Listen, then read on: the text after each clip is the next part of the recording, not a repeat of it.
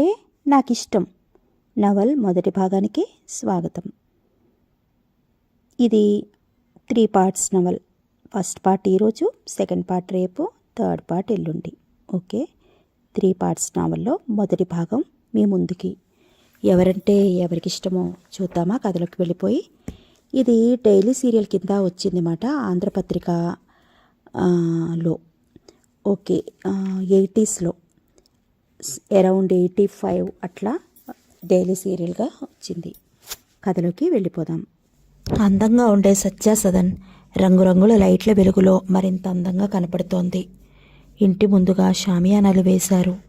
మధ్యగా కొంత ఖాళీ స్థలం వదిలి 2 వైపులా వరుసలు తీర్చినట్లుగా కుర్చీలు సర్దుకున్నారు.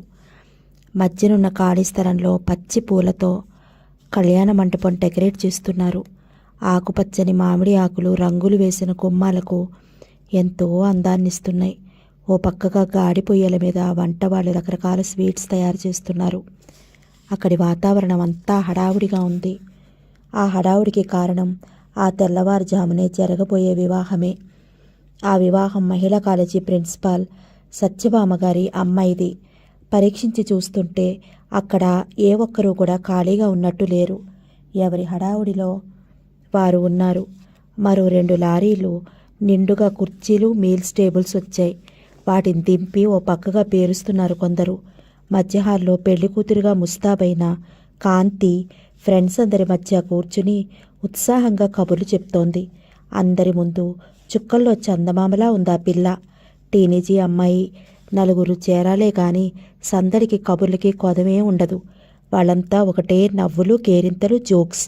మళ్ళీ రాత్రంతా మేలుకోవాలి, కాసేపు పడుకోకూడదు అంది వృద్ధురాలు జయమ్మగారు.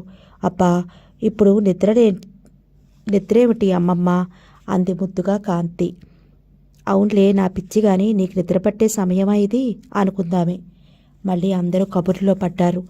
వాళ్ళ లోకమే వాళ్ళది. అలా ఒకరి ఉనికి ఒకరు పట్టించుకోనంతగా సందడిగా ఉన్న సమయంలో ఇంటికి వచ్చిన ఏకైక అపరిచిత వ్యక్తిని చూసి గుర్తించిన మొదటి మనిషి లలిత. వెంటనే ఈ వార్తను పరుగున వెళ్ళి భర్తకు చెప్పింది. భార్య చెబుతున్న మాటలు వింటుంటే ఆయనకి నమ్మబుద్ధి కావటం లేదు. నిజంగా అన్నాడు అపనమ్మకంగానే. నిజంగానే, కావాలంటే వచ్చి చూడండి. భార్య చెప్పేది పూర్తిగా వినకుండానే పరుగులాంటి నడకలో వచ్చాడు రామకృష్ణ. ఆయన నమ్మకాన్ని నిజం చేస్తూ ఎదురుగా మౌళి. తన మాట మన్నించి వచ్చిన మౌళిని చూడగానే ఆయన మనసులోని ఆనందం ఒక్కసారిగా ఉప్పొంగింది. ఎదురు వెళ్ళి కౌగిలించుకుని సాదరంగా ఆహ్వానించాడు. అతిథి మర్యాదలు చేశాడు. డ్రాయింగ్ రూంలో కూర్చోబెట్టాడు. లలిత ద్వారా ఈ వార్త అందరిలో కుప్పుమంది. పోనీలే, సత్యకు ఇన్నాళ్ళకైనా మంచి రోజులు వచ్చాయన్నారు కొందరు. ఇదే సరైన టైంకే వచ్చాడని మరొకరు. పెళ్లి విషయం తెలిసే వచ్చావా అని ఇంకొకరు. ఎవరి అనుమానాలు వాళ్ళు వ్యక్తం చేస్తున్నారు. అసలే హడావుడిలో ఉన్న ఆ పెళ్లింట్లో ఇదో ప్రత్యేకమైన హడావుడి మొదలైంది. అందరిలోకి సంతోషించిన ఏకైక వ్యక్తి జయమ్మగారు. కాకర పండు లాంటి ఆవిడ మెల్లగా కర్ర సాయంతో మౌళి దగ్గరకు వెళ్ళింది. ఏం బాబు, ఇప్పటికైనా వచ్చావు, నాకంటే చాలు, మనశ్శాంతిగా మరణిస్తాను అందావిడ అల్లుడి 2 చేతులు పట్టుకుని ఆనంద బాష్పాలతో. ఏమీ చెప్పలేక ఏం చెప్పాలో తెలియని మౌళి ముభావంగా ఉండిపోయాడు. కొందరు మౌళిని రహస్యంగా చూస్తున్నారు కర్టెన్ల పక్క నుండి. లలిత ఆ గదిలోకి వెళ్ళింది. భుజం మీదుగా కొంగు కప్పుకుని నీళ్లు నిండిన కళ్ళతో ఏదో చెబుతోంది మౌళికి. ఆ మాటలు చాలా నెమ్మదిగా సాగుతున్నాయి. విషయం ఏమిటన్నది మాత్రం బయట వాళ్ళకి తెలియడం లేదు. ఓ అరగంట పాటు లలిత చెబుతూనే ఉంది. మౌళి అనబడే ఆ మనిషి వింటూనే ఉన్నాడు, ఎదురు మాట్లాడకుండా. చీటికి మాటికి రామకృష్ణ కళ్ళు పైమీది కండువాతో అద్దుకుంటూనే ఉన్నాడు. భోజనాలు మొదలవుతున్నాయన్న వార్త చెవిన పడటంతో బంధువులు, స్నేహితులు, పిల్లలు, పెద్దవాళ్ళు అంతా బయలుదేరారు. ఒకళ్ళు అరా మినహాయించి ఇప్పుడు ఇల్లంతా నిశ్శబ్దంగా ఉంది. కింద జరుగుతున్న హడావుడి ఏమాత్రం తెలియనిది ఒకే ఒక్క వ్యక్తికి, సత్యభామకు. మేడ మీద తన గదిలో డబుల్ కాట్ మధ్యగా కూర్చుని ఉంది. చుట్టూరా ఓపెన్ చేసిన నగల పెట్టెలు, లిస్టు ప్రకారం ఒక్కొక్క నగ, వాటి తాలూకు రసీదులు చూడటం, వాటిని క్రమపద్ధతిలో ఉంచటం. ఆ లెక్కలు ఏమాత్రం తేడా రాకూడదన్నట్లు ఏకదీక్షగా చూస్తోంది.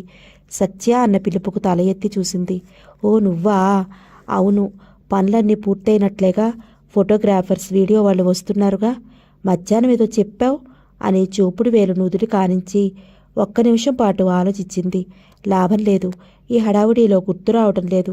సరేలే, ఏ లోటు లేకుండా రాకుండా చూసే పూచి నీదే సుమా అంది చిరునవ్వుతో. ప్రస్తుతం ఒక్క పని కూడా పెండింగ్లో లేదు. అన్నీ జరుగుతున్నాయి. కానీ నీతో ఒక విషయం చెప్పాలి అన్నాడు రామకృష్ణ. సగం పెట్టెల్ని బీరువాలో ఉంచి కీచే నడుం పక్క చీర కూర్చుతూ ఏం చెప్పాలి అంది చిరునవ్వుతో. అలసిన ముఖంతో అందమైన చిరునవ్వు. వయసు జాడలు కనిపిస్తున్నా కడిగిన ముచ్చెల్లా ఉందామె రూపం. ఒక్క క్షణం పాటు ఆమె మీద చూపులు నిలిపిన రామకృష్ణ తేరుకుని మౌళి వచ్చాడమ్మా అన్నాడు. మొదటి 2 అక్షరాలు ఆయన మింగటం వలనో లేక తనకి వినిపించకపోవడంతోనో మళ్ళీ అడిగింది సత్య. ఎవరన్నావు వచ్చింది?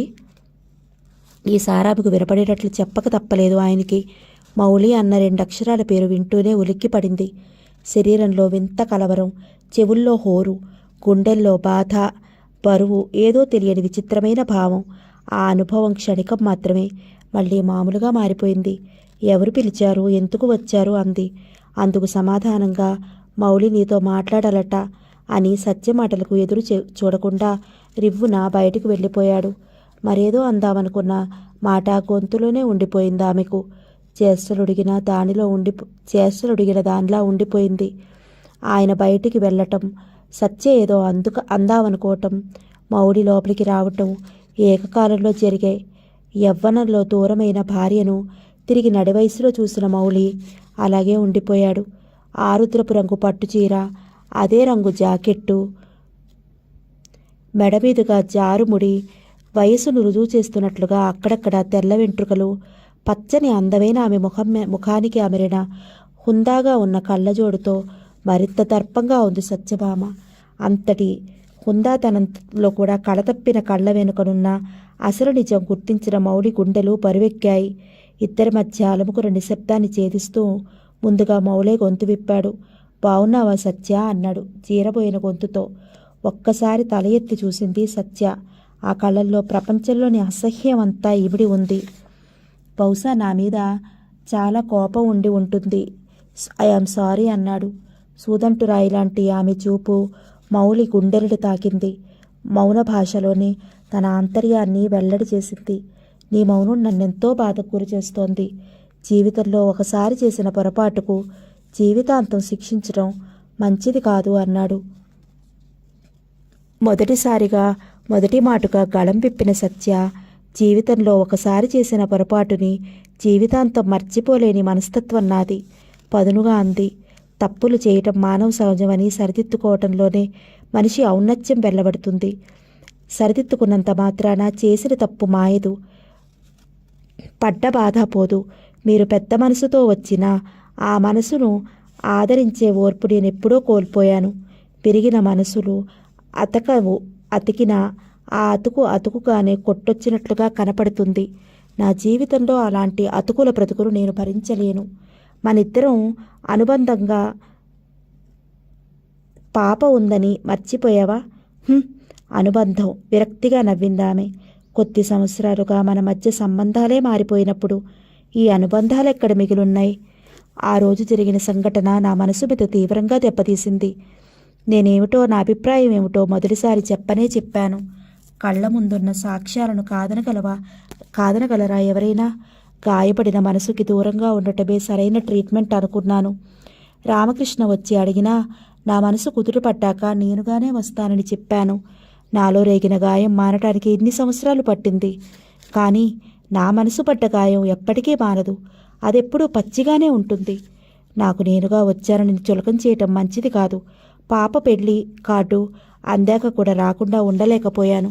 తండ్రిగా కాంతి మీద నాకు బాధ్యత లేదంటావా? బాధ్యత అనేది మీకు గుర్తు ఉంటే ఇన్ని సంవత్సరాల ఎడబాటులో ఒక్కసారి దాన్ని ఎప్పుడైనా కన్నెత్తి చూడటానికైనా వచ్చారా? కన్నబిడ్డ బాగోగులు చూశారా? ఆ మాట అనటానికి సంస్కారం అడ్డు వచ్చి రోషంతో ఆగిపోయింది. ముక్కుపుటాలు అదురుతుంటే తోడు లేకుండా జీవించటం ఆడదానికి మంచిది కాదు. కాంతికి తండ్రన్న భావం నాలో ఏమోలో ఇంకా మిగిలి ఉండబట్టే నీతో ఈ మాటలు మాట్లాడుతున్నాను. ఆనాడు మీరు నా మీద చేసిన అభియోగం నన్ను అనుక్షణం దహించి వేస్తూనే ఉంది. నా తప్పుని మన్నించి మానవత్వంతో మీరు వచ్చినా మనసు చంపుకుని నేను మాత్రం రాలేను. ఇన్నాళ్ళు తోడు లేకుండా గడిపిన నా జీవితం ఇక ముందు తోడు లేకుండా గడపలేను అని అనుకోవటం అర్థం లేని విషయం. నువ్వు నా మనసును అర్థం చేసుకున్నది ఇదేనన్నమాట. సరిగా అర్థం చేసుకోబట్టే ఖచ్చితమైన నిర్ణయం తీసుకున్నాను. ఎందుకు ఏర్పడిందో మన మధ్య ఓ అగాధం ఏర్పడింది. కాలం దాన్ని మరింత దూరం చేసింది. ఆ దూరాన్ని శాశ్వతం చేయాలన్నదే నా ధ్యేయం. అంతేగాని ఆ అఘాయిత్యాన్ని పూడ్చటం నా వల్ల కాదు నిష్కర్షగా చెప్పింది. మరికొంతసేపు ఇద్దరి మధ్య వాద ప్రతివాదనలు జరిగాయి. అయినా సత్య తన నిర్ణయం మార్చుకోలేదు. సిద్ధాంతం కాలదన్నట్లుగా చేస్తున్న సత్య ప్రవర్తనకు భయపడ్డ రామకృష్ణకు లోపలికి రాక తప్పలేదు. ఆయనతో పాటే జయమ్మ గారు, లలిత కూడాను. సత్య, జరిగిందేదో జరిగిపోయింది. ఇప్పుడు నీ కూతురు పెళ్లి జరగబోతోంది. నలుగురిలో అవమానపడకూడదు అనుకుంటే నీ అభిప్రాయం మార్చుకో అన్నాడు రామకృష్ణ. దయచేసి నాకెవ్వరూ ఏమీ చెప్పవద్దు. చెప్పినా వినే స్థితిలో లేను.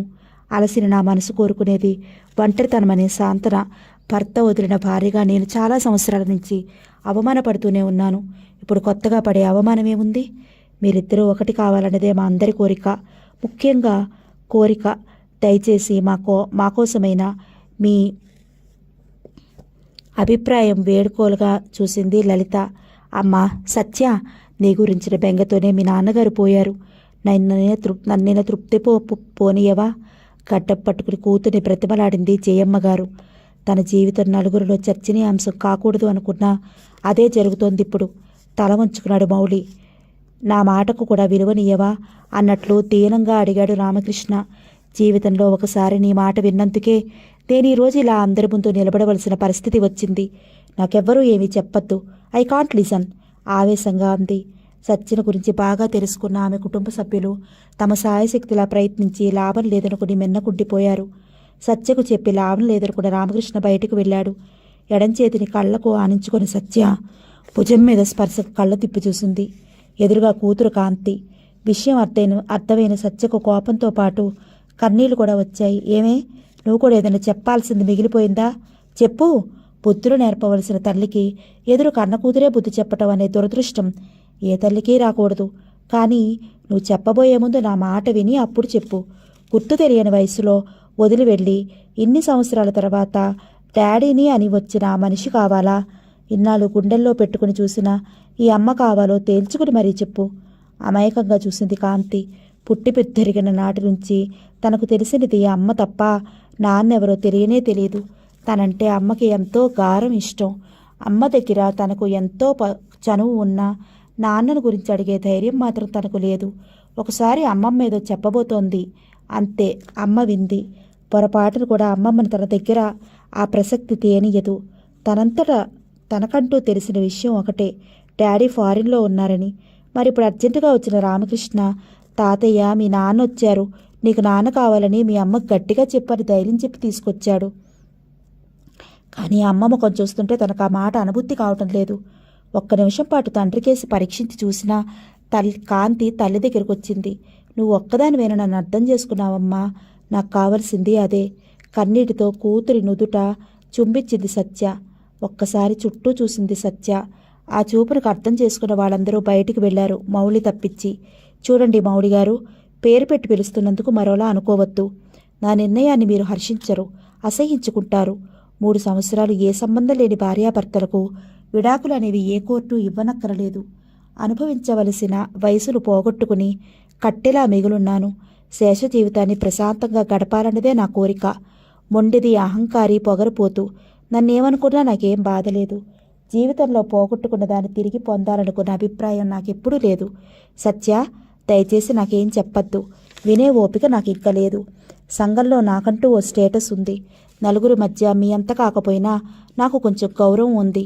నిజంగా మీరు నా శ్రేయోభిలాషులైతే మరికొద్ది గంటల్లో జరగబోయే నా కూతురు పెళ్లికి అడ్డంగా. మిగిలిన మాటలు పూర్తి చేయలేక గది నుంచి బయటకు వెళ్ళి తన ప్రేయర్ రూమ్కి వెళ్ళి తలుపు మూసుకుంది. ఎంతో అశాంతప్పుడు తప్ప తనలా చెయ్యదు. భయంగా ఉంది కాంతికి.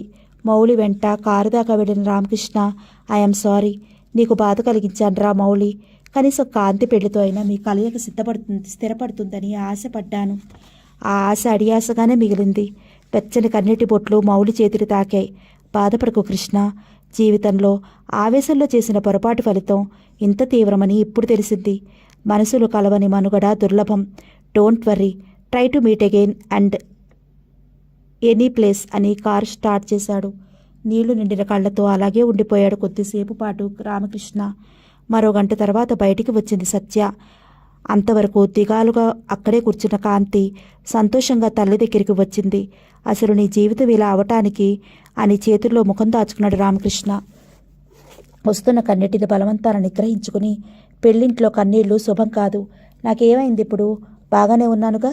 జరగవలసిన పనులున్నాయి, కిందకి పద అంది తను వెళుతూ. తన మొండితనం తప్ప చెప్పింది ఏనాడు వినిపించుకుంది కనుక జయమ్మగారు తనలో తనే గొణుక్కుంది.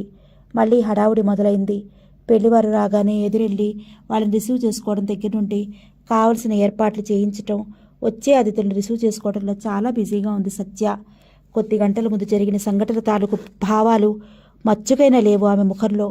పెళ్లి వేడుకలు మొదలయ్యాయి. వధూవరుల మధ్య పల్చటి తెర. కూతురు పెళ్లి వేడుకలు తదేకంగా పరిశీలిస్తున్న ఆవిడ మనసు ఒక్కసారిగా వెనక్కెళ్ళింది.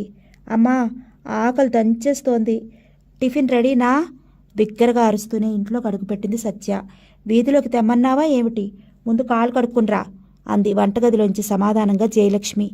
పుస్తకాలు తన గదిలో మంచం మీద పడేసి బాత్రూం వైపు నడిచింది.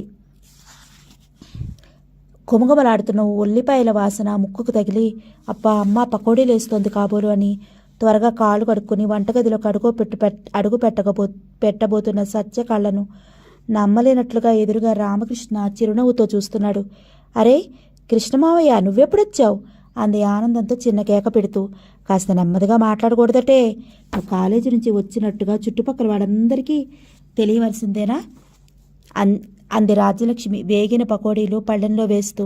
అబ్బా నువ్వు ఆగమ్మా, ఎప్పుడూ అలాగే అంటావు అని కృష్ణవేపు తిరిగి, అవును అసలు నీతో మాట్లాడకూడదనుకున్నాను, నీ మీద చాలా కోపం వచ్చింది తెలుసా అంది చిరుకోపంగా చూస్తూ.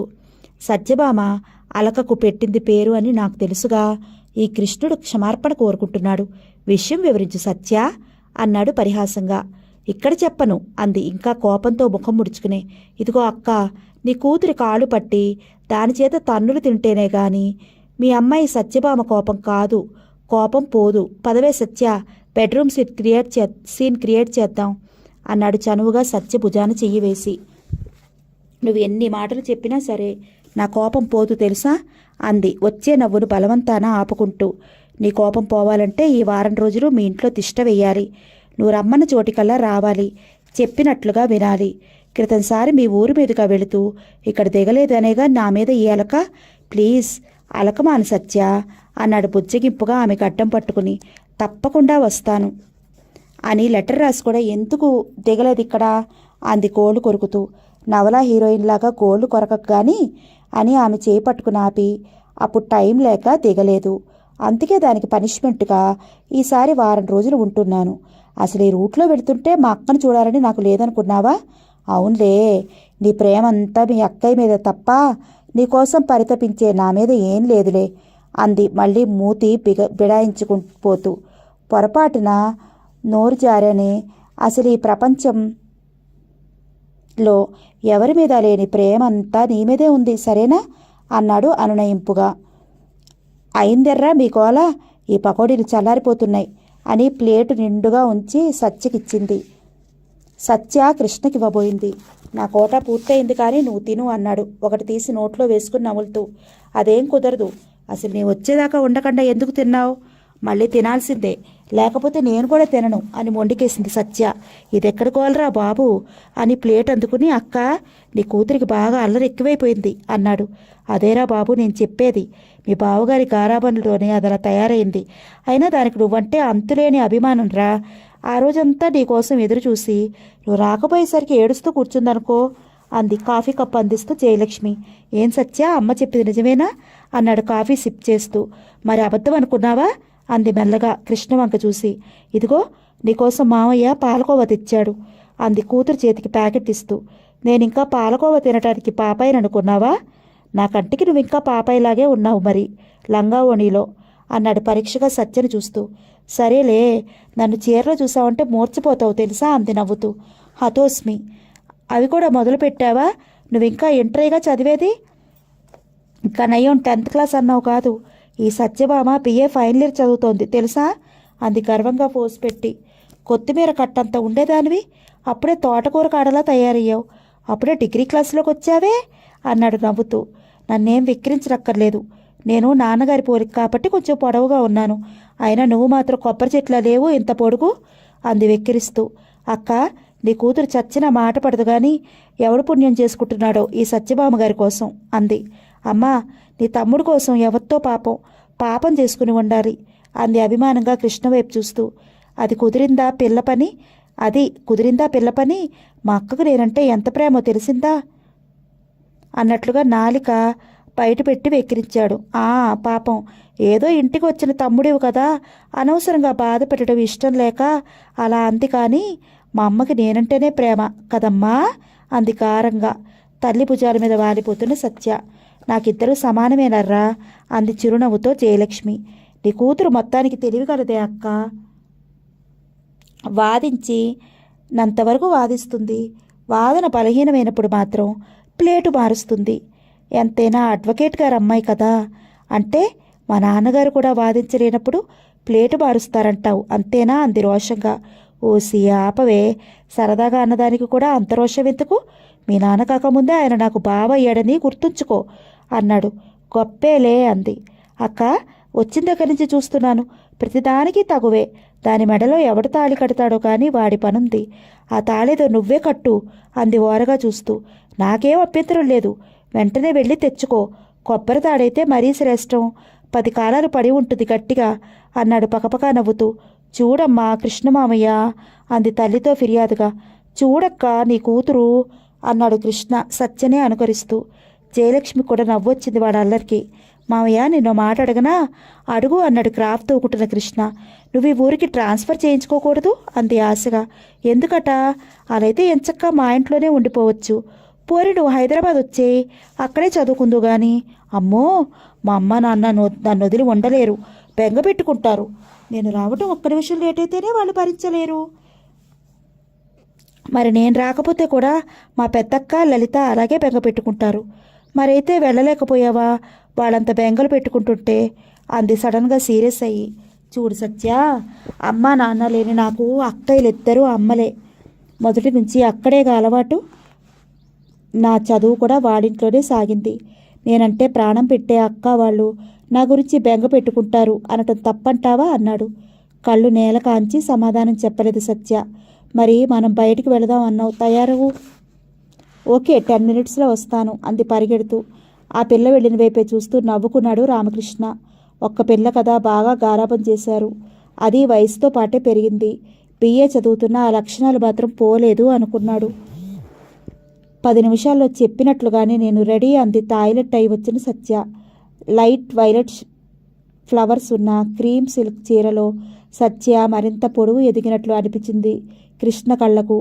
తనవైపే పరీక్షగా చూస్తున్న ఆ చూపుల నుండి తప్పించుకుంటూ, ఏమిటి అలా చూస్తున్నావు నా వంకే అంది సిగ్గుగా. ఎంత పెద్దదానివయ్యావా అని అన్నాడు. చూసావా, మరి ఇందాక నేను చెప్తే నమ్మావా? శారీ కడితే మా అమ్మ కన్నా నేనే హైట్. కరెక్టే, సర్లే ముందు తయారవ్వు.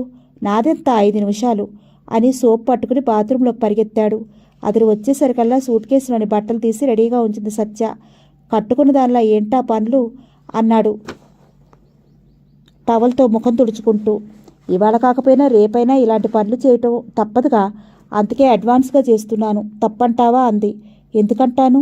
ఈ సత్యభామని చేపట్టే కృష్ణుడు ఎంత అదృష్టవంతుడా అని ఆలోచిస్తున్నాను. ఆ కృష్ణుడు నువ్వే అన్నట్లుగా అరమోటుపు కన్నులతో చూసింది. All right, I am ready. అక్కతో చెప్పిపోదాం పదా అన్నాడు బూట్లు లేసులు బిగించి లేచి నిలబడి. అలాగే నిలబడిపోయింది సత్య అతని వైపే చూస్తూ. ఏ సత్య, ఏంటలా ఉండిపోయావు? ఏంటా చూపు? ఖచ్చితంగా నాకు దిష్టి తగులుతుంది.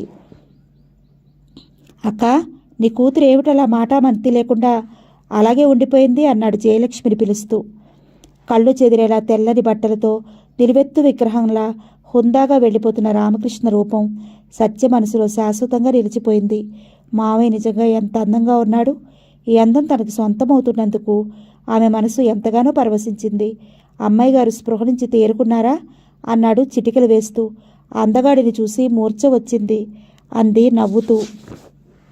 నువ్వు ఎంత కాదన్నా నేను అందగాడినన్న మాట వాస్తవమేగా. చెరగడి క్రాఫ్ను మరోసారి సుతారంగా చేత్తో నిమురుకున్నాడు. ఇంట్లోనే నీ కూతురు అంత దిష్టి పెట్టింది. ఇంక నేను బయటికి వెళ్ళి వచ్చేసరికి ఎన్ని కళ్ళు నా మీద పడతాయో. ఎందుకన్నా మంచిది, రాత్రి భోజనంలోకి అల్లం పెసరట్టు రెడీగా ఉంచక్క, దిష్టి తీద్దు గాని అన్నాడు రహస్యంగా. కావాలంటే చేయమని అడగచ్చుగా, మాటల్లో అంత డొంక తిరుగుడెందుకు? బయట నీకన్నా చాలామంది అందగాళ్ళున్నారులే. ప్రపంచానికి అంతటికీ నువ్వు ఒక్కడవే కాదు కానీ పద పద అని కృష్ణ చేయి పట్టుకుని లాక్కుపోయింది సత్య. వాళ్ళిద్దరినీ వాత్సల్యంగా చూస్తూ ఉండిపోయింది జయలక్ష్మి. ఎక్కడికి పోదాం అడిగాడు కృష్ణ. ముందుగా గాంధీ హిల్కి వెళ్ళి అక్కడి నుంచి బజార్కి వెళ్దాం. మీ ఊర్లో ఇంతకంటే అందమైన ప్లేస్ ఏముందిలే అని రిక్షా పిలిచాడు. అలా సాయంకాలం పూట తను కోరుకున్న వ్యక్తితో షైర్కి వెళ్ళటం మనసుకెంతో ఆహ్లాదంగా ఉంది సత్యకు. చదివేలా సాగుతోంది? దానికేం ఢోకాలు రాలేదు, బాగా సాగుతోంది. ఏ మామయ్య, అదిగో నా ఫోటోలు అంది తల బయటకు పెట్టి. ఎక్కడా అన్నాడు కృష్ణ కూడా రిక్షాలోంచి తనని బయటకు పెట్టి. కనిపించటంలా ఎదురుగా అంది సినిమా హీరో వాల్ పోస్టర్ చూపిస్తూ. మావయ్య, నీ ఫోటోలు, అదిగో నీ ఫోటోలు అంది తల బయట పెట్టి. ఆ పక్కన సత్యభామ వాల్ పోస్టర్ కూడా ఉంది, చూడు మరి. నేనేం ఆ సత్యభామ లాంటిదని కాదు అంది మూతి తిప్పి. మరి నేను మాత్రం ఆ హీరో కన్నా నువ్వే అందంగా ఉన్నావులే అంది. వెరీ గుడ్, ఇప్పటికైనా ఒప్పుకున్నావుగా నేను అందగాడినేని అన్నాడు నవ్వుతూ. పట్టుపడ్డందుకు నాలికి కొరుక్కుంది సత్య. అతడి చేయి పట్టుకుని హుషారుగా మాటలు చెప్తూ పైకెక్కుతోంది.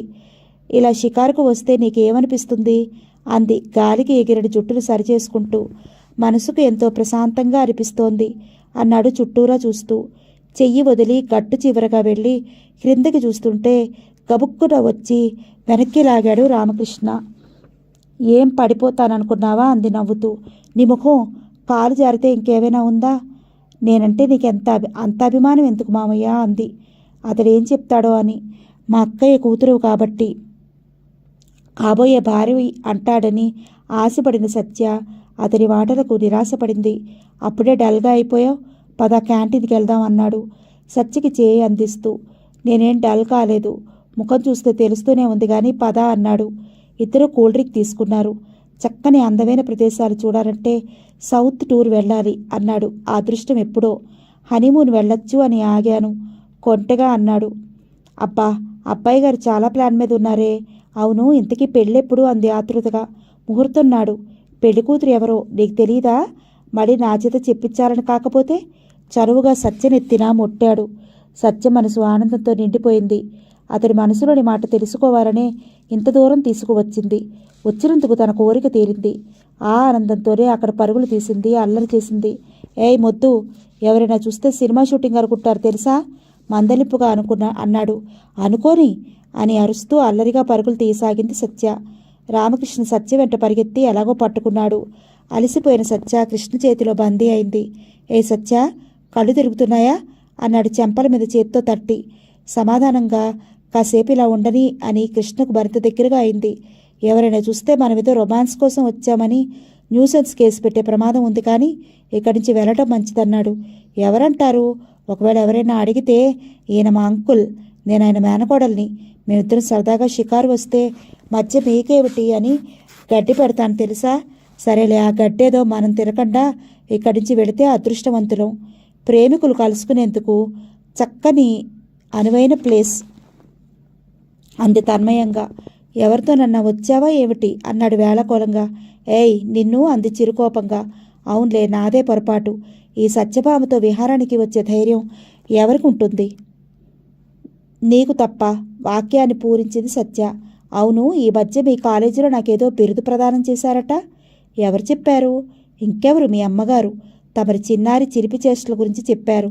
ధైర్యం అన్నా అన్ని వేళలా మంచిది కాదు సుమా అన్నాడు. లేకపోతే ఎవరో రోగు జడపుచ్చుకుని లాగాడు. ఇంకా క్షమించటం అనవసరమని ఇమ్మీడియట్గా చెప్పు పుచ్చుకుని చెంపల మీద ఒకటిచ్చాను. అప్పటి నుండి మన పేరంటే హడల్. ఆ సందర్భంగానే మనకు బిరుదు ప్రదానం జరిగింది. అబ్బా, చాలా చీకటి పడింది.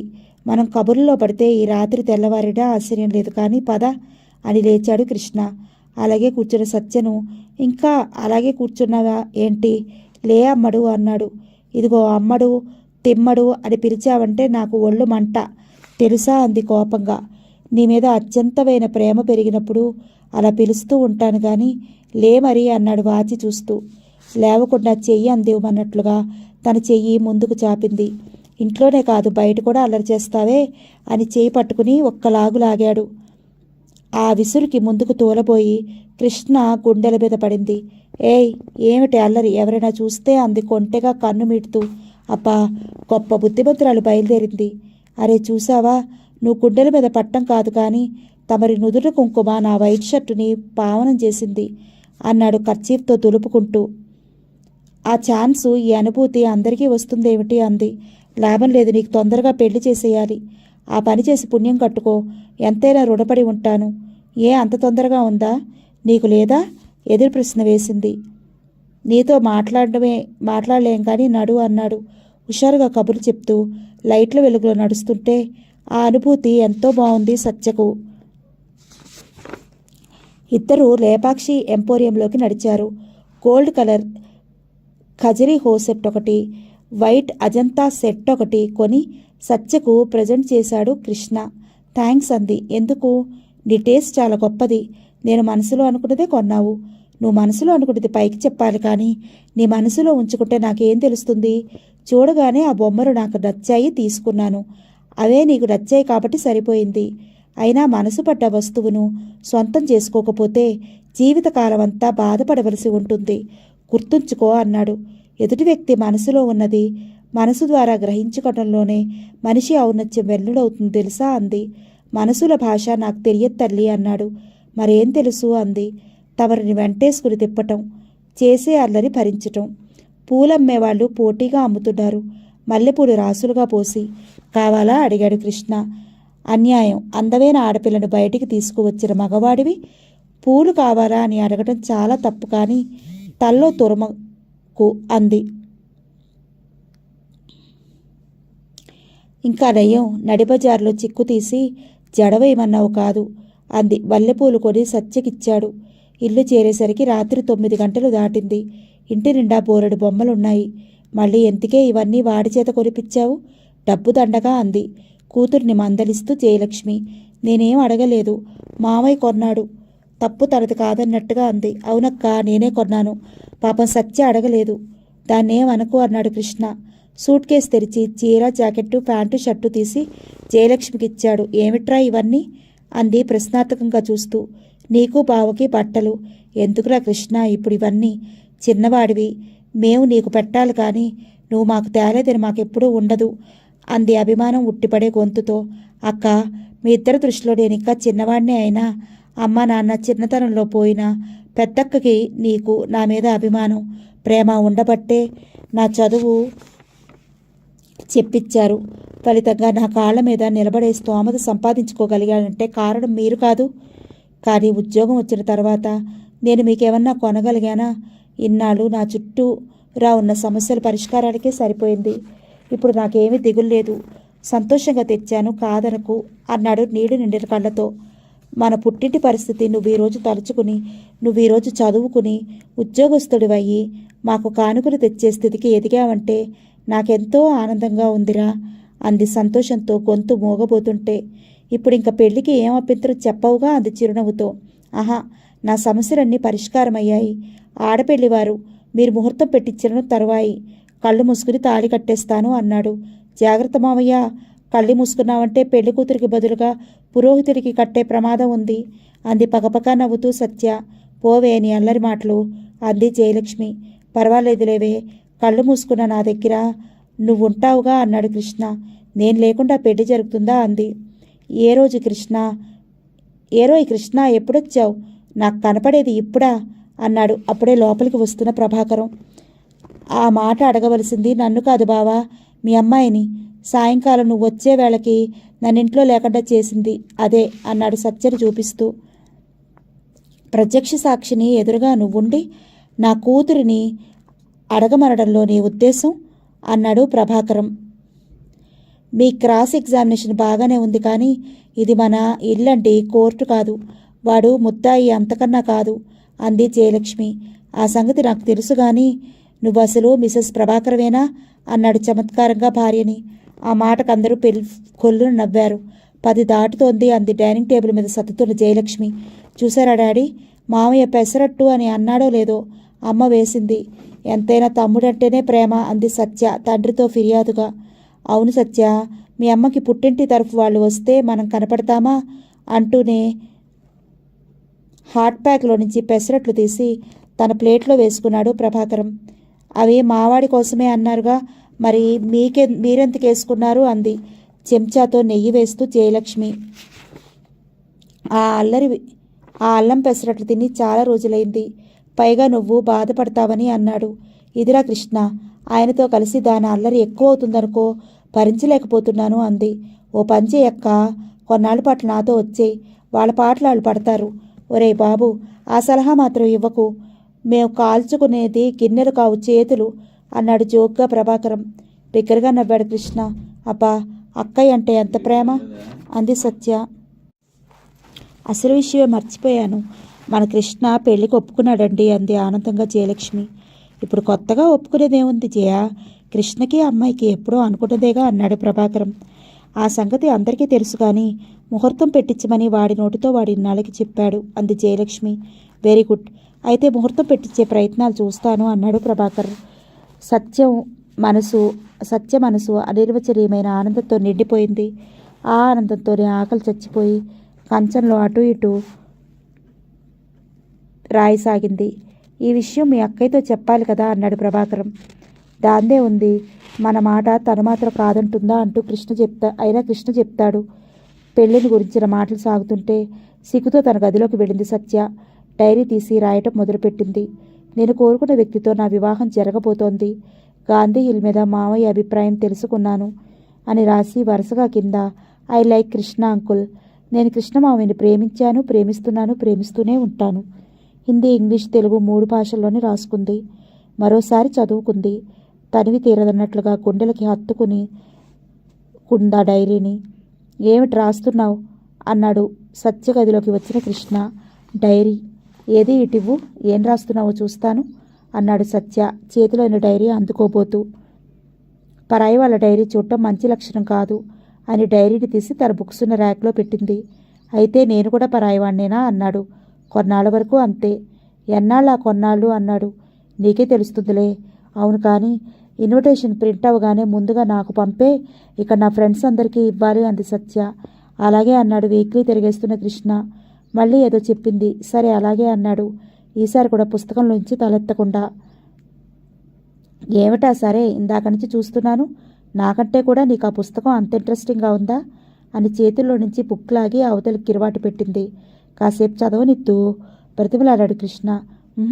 నువ్వు ఇక్కడ ఉన్నంతకాలం నాతోనే మాట్లాడాలి, నా వెంటే ఉండాలి తెలుసా. నా వల్ల కాదు, నాకు నిద్రొస్తోంది అని కళ్ళు మూసుకున్నాడు నిద్ర నటిస్తూ. నవ్వుతూ ఏయ్ దొంగ అంది పక్క మీద కూర్చుని చక్కెర గింతలు పెడుతూ. ఏయ్ సత్య వారిస్తున్నాడు కృష్ణ వదలమన్నట్లుగా. లేకపోతే అప్పుడే నిద్ర, ఏమైనా కబుర్లు చెప్పు అంది అతని మీదగా చెయ్యి వేసి కూర్చుంది. గదిలోకి వచ్చిన జయలక్ష్మి కూతురు అలా తమ్ముడి పక్కనే కూర్చోవటం చూసి, సత్య ముందులే, వాడి పక్క నుంచి, ఎవరైనా చూస్తే చిన్నతరం అనుకోరా, అల్లరి అనుకోరా అంది కోపంగా కూతురు కేసు చూసి. మరింతగా కృష్ణ వైపు జరిగింది సత్య. అక్క, సత్యకి ఇంకా చిన్నతనం, నా మీద నమ్మకం లేదా చెప్పు అన్నాడు రామకృష్ణ. ఆ మాట కంగారు పడి, అబ్బే అదేం కాదు కృష్ణ, నువ్వు పరాయివాడివి కాకపోయినా అది ఆడపిల్ల కదా, కాస్త హద్దుల్లో ఉండటం నేర్పిస్తున్నాను. మంచిది, అందులో అలా నేర్చుకోవటం మంచిది కదా అంది. రేపు పెళ్ళయిందంటే తనకే తెలుస్తాయి ఇవన్నీ. ఏం సత్య అన్నాడు ఆమెకి అడ్డం పట్టుకుని. ఆ అమ్మ ఎప్పుడు ఇంతే మావయ్య, మంచి ముడి చెడగొడుతుంది అంది తల్లి వైపు చురాచురా చూసి. ఏదన్నా అంటే ఇది వరుస గొణుక్కుంది జయలక్ష్మి. ఏమీ పట్టనట్లుగా కబుర్లు మొదలుపెట్టింది సత్య. సత్య ఇంకా చాలా తెలుసుకోవాలి అనుకున్నాడు రామకృష్ణ. వారం రోజులు ఇట్టే గడిచిపోయాయి. ఆ రోజు కృష్ణ వెళుతున్నాడంటే దిగులు మొదలైంది సత్యకు. చాటుకు వెళ్ళి కన్నీరు తుడుచుకోవడం మొదలుపెట్టింది. వెళ్లే ముందు అక్కకి బావకి చెప్పాడు కృష్ణ. ముహూర్తం పెట్టి తెలియజేస్తాం, 10 రోజులు ముందుగానే రండి అంది జయలక్ష్మి. అలాగే అన్నాడు. నేను చెప్పిన సంగతులన్నీ మర్చిపోకుండా పెద్దక్కతో చెప్పు అంది మరోసారి హెచ్చరింపుగా జయలక్ష్మి. అలాగే అని చెప్పి, అవును సత్యేది కనిపించదే అన్నాడు అక్కవైపు చూస్తూ. నువ్వు వెళ్తున్నావని దానికి బెంగరా, ఏమోలో ఏడుస్తూ కూర్చునుంటుంది అంది జయలక్ష్మి నవ్వుతూ. ఏ సత్య, ఏమిటిది చిన్నపిల్లల, అలా ఏడవచ్చా? మళ్ళీ నేను పెళ్ళికి రాను అని కృష్ణ ఓదారుస్తున్న కొద్దీ మరింత దుఃఖం పెరిగింది ఆమెకు.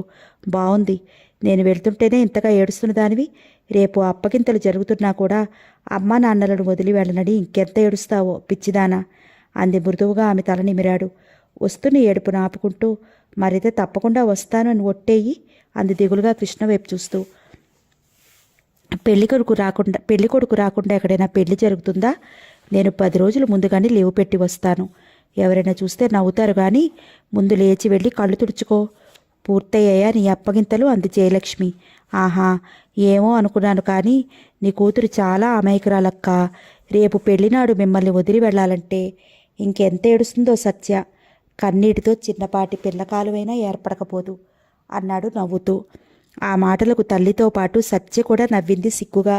కళ్ళు తుడుచుకుని, మా సత్యని వేరే ఇంటికి ఎందుకు పంపుతాం, అల్లుడు ఇల్లరికో ఉండవలసిందే అన్నాడు ప్రభాకరం. అవునులే, అదే మంచి పని అన్నాడు కృష్ణ. ముఖం కడుక్కుని నీట్గా వచ్చింది సత్య. సరే వస్తానక్క, ట్రైన్కి టైం అయింది. మళ్ళీ నేను లెటర్ రాస్తాను. వెళ్ళిపోతున్న కృష్ణకు కన్నీళ్లతోనే వీడ్కోలు చెప్పింది బాధగా సత్య. అతడి రిక్షా కనుమరుగయ్యే వరకు చెయ్యి ఊపుతూనే ఉంది. మర్నాటి నుంచి కాలేజీకి వెళ్ళి వస్తోందన్న మాటే కానీ సత్య మనసంతా కృష్ణ మీదే ఉంది.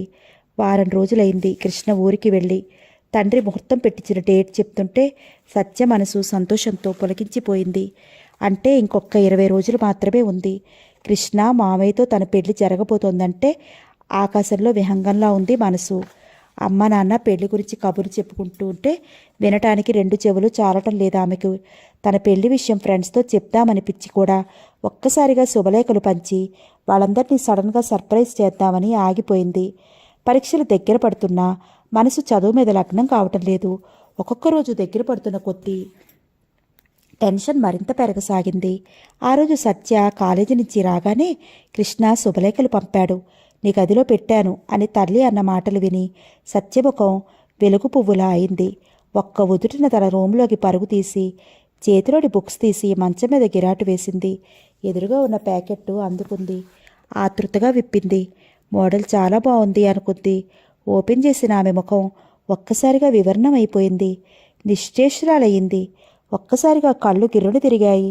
నమ్మలేనట్టుగా మళ్ళీ ఓసారి శుభలేఖ చదివింది. రామకృష్ణకు లలితనిచ్చి. అంటే మావయ్య తనని కాదని లలితక్కని. నో, వీల్లేదు, ఇది నిజం కాదు, అంతా అబద్ధం. పిచ్చిగా అరిచింది పట్టలేనట్టుగా. ఆమె ఊహలన్నీ ఒక్కసారిగా తలకిందులైపోయాయి. తన స్థానంలో లలితను ఊహించుకుంటే దుఃఖం పొంగి పొరలసాగింది. మరి తనతో చెప్పిన కబుర్లు, చూపించిన ప్రేమ అంతా నటనేనా? వీల్లేదు, ఈ పెళ్లి జరగటానికి వీల్లేదు. గొంతు చిచ్చుకుని అరవాలనుకుంది కానీ ఆ అరుపు గొంతులోనే ఉండిపోయింది. నిస్సత్తువుగా మంచం మీదకి జారిపోయింది. ఆలోచించే శక్తి నశించినట్లుగా ఏడుపొక్కటే మిగిలింది. అదేమిటమ్మా, టిఫిన్ అయినా చేయకుండా పడుకున్నావు? ఎన్నిసార్లు పిలిచినా పలకవు. కూతురి గదిలోకి వచ్చిన జయలక్ష్మి మంచం మీద ఏడుస్తున్న కూతుర్ని ఫ్యాన్ గాలికి తలా ఓ మూల చిందరవందరగా పడి ఉన్న శుభలేఖలను చూసి కంగారు పడింది. ఏమైంది, ఎందుకలా ఏడుస్తున్నావు అంది కూతురి మీద చెయ్యి వేసి పక్కనే కూర్చుంటూ. తల్లి అలా అడుగుతుంటే మరింత దుఃఖం పెరిగింది సత్యకు. ఉన్నట్లుండి తలనొప్పి మొదలయ్యి బాగా ఎక్కువైంది. భరించలేకుండా ఉన్నాను అంది. అబద్ధం చెప్తున్నానన్న ఆలోచన కూడా లేకుండా. వచ్చేటప్పుడు బాగానే ఉన్నావు కదా. క్షణాల మీద వచ్చింది. ఉండు, కాఫీ తెస్తాను, టాబ్లెట్ వేసుకుందో గాని అని లేచి వెళ్ళిందావిడ. ఇష్టం లేకపోయినా తల్లి పట్టుదల వల్ల కాఫీ త్రాగింది. కాసేపు కళ్ళు మూసుకుని పడుకో, అదే తగ్గిపోతుంది. లేచిన దగ్గర నుంచి వసపిట్టలాగే ఒకటే వాగుడయ్యే. తలనొప్పే కాదు, ఏదైనా వస్తుంది అంది లైట్ ఆర్పి బయటకు వెళుతూ. చీకటి గదిలో పడుకున్న సత్యకి మనసు నిండా కృష్ణ రూపమే. ఆలోచనలన్నీ అతన్ని గురించే. తనకు ఊహ తెలిసిన నాటి నుంచి మావయ్య మీద అనురాగాన్ని పెంచుకుంది. వయసుతో పాటే ఆ అనురాగం పెరిగి ప్రేమగా మారింది. పెళ్ళంటూ చేసుకుంటే అతన్నే చేసుకోవాలని మనసులో నిర్ణయించుకుంది. అతని మాటలని బట్టి అతను కూడా తననే ప్రేమిస్తున్నాడని భ్రమపడింది. తనకన్నా 10 సంవత్సరాలు పెద్దయినా అతను కావాలనుకుంది. కానీ ఈరోజు ఆ ఆశలన్నీ వమ్మయ్యాయి. చిన్నతనంలోనే తల్లి తండ్రి పోయిన మావయ్య చదువంతా పెద్దమ్మ దగ్గరే జరిగింది. అందులో నాన్నగారు చేసిన సాయం కూడా లేకపోలేదు. కానీ సడన్గా 2 సంవత్సరాల క్రితం పెదనాన్నగారు హార్ట్అటాక్తో పోవటంతో ఓ రకంగా ఆ కుటుంబ భారం అంతా కృష్ణ మీదనే పడింది. అందుకు కృతజ్ఞతగా లలితక్కను చేసుకుని ఆ కుటుంబానికి శాశ్వతంగా ఆధారం అవ్వాలనుకున్నాడన్నమాట. మరి ఆ మాట తనతో ఎందుకు చెప్పలేదు? లేనిపోని ఆశలు ఎందుకు కల్పించాలి? కృష్ణమామయ్య వచ్చాడంటేనే సంతోషంతో పొంగిపోయే గుండె వెళ్ళిపోతున్నాడు అంటే బాధతో బరువెక్కుతుందే. మరిప్పుడు లలితక్కకి అవుతున్నాడన్న చేదుని జాని తను భరించగలడా? తన గుండె ఆగిపోతే బావుండును అనిపించింది ఆమెకి. ఆలోచనలతో శరీరం మనసు కూడా వేడెక్కింది. రాత్రి 9 గంటల ప్రాంతంలో జయలక్ష్మి వచ్చి తలనొప్పి తగ్గిందా అని కూతురి ఒంటి మీద చెయ్యి వేసి లేవబోయి చటుక్కును వెనక్కి తీసుకుందా చేతిని. సలసలా కాగిపోతోంది ఆమె ఒళ్ళు. అరే, జ్వరం కూడా తగిలిందే.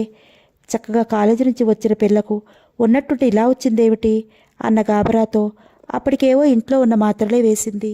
ఆ రాత్రంతా భార్యాభర్తలిద్దరూ సత్య పక్కనే కూర్చుండిపోయారు. ఉదయం కళ్ళు తెరిచిన సత్యకు ఇంట్లో కొత్తగా గొంతులు వినపడుతున్నాయి. లలితక్క గొంతులా ఉంది అనుకునే లోపే వచ్చింది లలిత. ఏ సత్య, ఇంకా నిద్ర లేవలేదు? మేము వచ్చినట్లుగా తెలియదా అంది. నాకు కాస్త ఒంట్లో బాగుండలేదు, అందువల్లనే లేవలేదు. బాగున్నావా అంది నీరసంగా నవ్వుతూ. ఇంతలో అక్క చెల్లెళ్ళు వైదేహి జయలక్ష్మి కూడా వచ్చారు సత్య గదిలోకి. మంచం మీద కూర్చున్న కూతుర్ని చూస్తూ, అమ్మయ్య, జ్వరం తగ్గింది కదా, ఉన్నట్లుండి వస్తే అడిలిపోయాను. అసలే పెళ్లి హడావుడి కూడాను ఇంట్లో. కూతురు చేయి పట్టుకుని చూసింది జయలక్ష్మి. ఏ సత్య, సెలవులకు మా ఊరు రమ్మంటే రానేలేదు అంది ఆప్యాయంగా వైదేహి. ఏం చెప్పాలో తెలియక ముభావంగా ఉండిపోయింది సత్య. కాస్త లేచి ముఖం కడుక్కునిరా, కాఫీ ఇస్తాను, నాకు ఇంకా చాలా పనులున్నాయి అంది హడావుడిగా వెళ్ళిపోతూ జయలక్ష్మి. చెల్లెలి వెనకే తను వెళ్ళింది వైదేహి. సత్య, నాతో షాపింగ్కి వస్తావా? కాదు, వచ్చి తీరాలి. చీరల సెలక్షన్ నీకు బాగా తెలుసు కదా అంది లలిత. ఎవరు చెప్పారు? మామయ్య దీన్ని తీసుకెళ్ళమని నాతో 1-2 సార్లు చెప్పాడు అన్నట్లు నాకు ఈ వాచి కొన్నాడు చూడు అంది చెయ్యి ముందుకు చాస్తూ. బాగుంది అంది ముక్తసరిగా. మరి షాపింగ్కి వస్తావా? చీరల సెలక్షన్ నాకన్నా మా అమ్మకే బాగా తెలుసు. నాకు కూడా తనే తెస్తుంది. ఏమో బాబు, మావయ్య నేను తీసుకెళ్ళమన్నాడు. రేపు తను వచ్చాడంటే నన్ను కేకలేస్తాడు. ఓహో, తను రేపొస్తాడన్నమాట. అవును, మరి పెళ్లి వారం రోజులేగా ఉంది. అసలు ఈ పెళ్లి రోజు తను ఇక్కడ ఉండకుండా ఎక్కడికన్నా వెళితే ఎక్కడికి వెళుతుంది? తను వెళ్ళాలనుకున్నా అమ్మ వెడనిస్తుందా? ఉండి తన కళ్ళెదుటి జరిగే ఈ తతంగాన్ని చూసి భరించటం తన వల్ల అవుతుందా? ఆ క్షణంలో లలిత మీద చెప్పలేనంత అసూయ కలిగింది సత్యకు. తనకంటే లలిత అందగత్తా అని ఆమె వంక పరీక్షగా చూసింది. ఎత్తుకు తగ్గ లావుతో, చామని ఛాయ, పెద్ద పెద్ద కళ్ళతో, సాధారణ వాయిల్ చీరలో ఉన్న లలిత ఏదో తెలియని ఆకర్షణ అనిపించింది. అయినా మామయ్య దృష్టిలో అందం కాదుగా ముఖ్యం. ఈ పెళ్లికి అంగీకరించింది కేవలం అభిమానం మాత్రమేగా అనుకుంది. ఏమిటలా నా వైపు పరీక్షగా చూస్తున్నావు అడిగింది ఆశ్చర్యంగా లలిత. అబ్బే, ఏమీ లేదంత తడబాటుగా. ఇంతలో ప్రభాకరం వచ్చి, ఏరా నాన్నా, సత్య జ్వరం పూర్తిగా తగ్గిందా అని ఎంతో ప్రేమగా అడుగుతుంటే సత్యకు ఏడుపొచ్చింది. బాబాయ్, నాకు తెలియక అడుగుతాను, సత్య నీకు కూతురా లేక కొడుకా అంది లలిత నవ్వుతూ. రెండూను అన్నాడు ప్రభాకరం చిరునవ్వుతో. రాత్రి నీకు చాలా తీవ్రంగా జ్వరం వచ్చిందమ్మా. మీ అమ్మ నేను చాలా కంగారు పడ్డాం. ఇప్పుడు తగ్గింది డాడీ అంది. వెరీ గుడ్, లేచి కాస్త కాఫీ త్రాగమ్మా. రాత్రి భోజనం కూడా చేయలేదు. మరి నేను వస్తా, కోర్టుకు టైం అయిపోతోంది వెళ్ళిపోయాడు ప్రభాకరం. లలిత కూడా వెళ్ళటంతో ఒంటరిగా మిగిలిపోయింది సత్య. ఏవైనా సరే ఈ విషయాలు ఎవరికి చెప్పకూడదు, తనలోనే ఉండిపోవాలి, ఏమీ జరగనట్లుగా ఉండాలి అని నిర్ణయించుకుంది. డైరీ తీసి రాసుకుంది. చిగురేసిన కొమ్మ మొగ్గ తొడగకుండానే వాడిపోయింది. నా ప్రేమ కూడా అంతే. కృష్ణమయమయ్య లేని జీవితం అంధకారమయం. ఇది ఎవరికీ చెప్పుకోలేని బాధ. అతడి ప్రేమ నాకు శాశ్వతం కాదని తెలుసున్న రోజు నాలో చెలరేగిన బడబాగ్ని వర్ణాతీతం. మావయ్యను కాదని మరెవరితో నన్ను నేను అర్పించుకోలేను. మనిషిని సృష్టించిన దేవుడు ఆ మనిషికి మనసివ్వటంతోనే చాలా పొరపాటు చేశాడు. మనసిచ్చి పుచ్చుకోవటాలు, ప్రేమాంకురాలు మొలకెత్తటం, ఆ ప్రేమకు దూరం అయ్యానని బాధపడటం ఎంత విచిత్రం. ప్రేమించిన మనిషితో జీవితం పంచుకోవాలన్న కళ కళ్ళగానే మిగిలిపోయింది. మనసు పడ్డ కోరిక తీరదని తెలుసుకున్న రోజు ఆ తీరని మధుర దృశ్యాలను కళ్ళ ముందు పరుచుకుంటాను. ఆ కలల అలలలోనే తేలియాడతాను. మరి కాసేపటికి వాస్తవానికి వస్తాను. అప్పుడే బరువెక్కిన గుండెను ఓదార్పు, మనసు లేని మనువు చేసుకునే కన్నా మనసు పడ్డ వ్యక్తినే మదిలో గుప్తంగా ఆరాధించటమే మనసుకు ప్రశాంతి. ఈ ఆరాధన కలకాలం సాగుతూ ఉంటుంది. అతడు లేని జీవితం నాకు శూన్యం. ఐ లైక్ హిమ్ అని పేజీల నిండుగా పిచ్చెక్కినట్లుగా రాసుకుంది. అందరూ అన్ని రకాల హడావుడిలో ఉన్నా సత్యకు మాత్రం చెప్పలేనంత దిగులుగా ఉంది. ఇల్లంతా పెళ్లి సందడితో కళకళలాడుతోంది. చుట్టాలందరూ వచ్చారు. జయలక్ష్మి, ప్రభాకరం హడావుడిగా తిరుగుతున్నారు. కృష్ణ అయితే మరీ హుషారుగా ఉన్నాడు. ఏవేవో జోక్స్ వేస్తున్నాడు. అందరినీ నవ్విస్తున్నాడు. మునుపట్ల వాటికి రెస్పాన్స్ ఇవ్వలేకపోతోంది సత్య. ఎంత మామూలుగా ఉందామనుకున్నా ఆమె తరం కావటం లేదు. ఒక్కసారి అతన్ని ఒంటరిగా కలుసుకుని, నేను నిన్ను గాఢంగా ప్రేమించాను, ఇప్పటికీ మరెప్పటికీ ప్రేమిస్తూనే ఉంటాను అని చెప్పి మనసులోని భారం దింపుకోవాలని మనసు తాపత్రయపడ్డా ఎంతో కష్టం మీద తనను తాను కంట్రోల్ చేసుకోగలిగింది. అందరూ కలిసి భోజనాలు చేస్తున్నారు. ఇదిగో సత్య, నాతో కలిసి షాపింగ్కి వచ్చి నీకు కావలసిన చీర తీసుకో, లేకపోతే రేపు నన్ను తెప్పుతావు.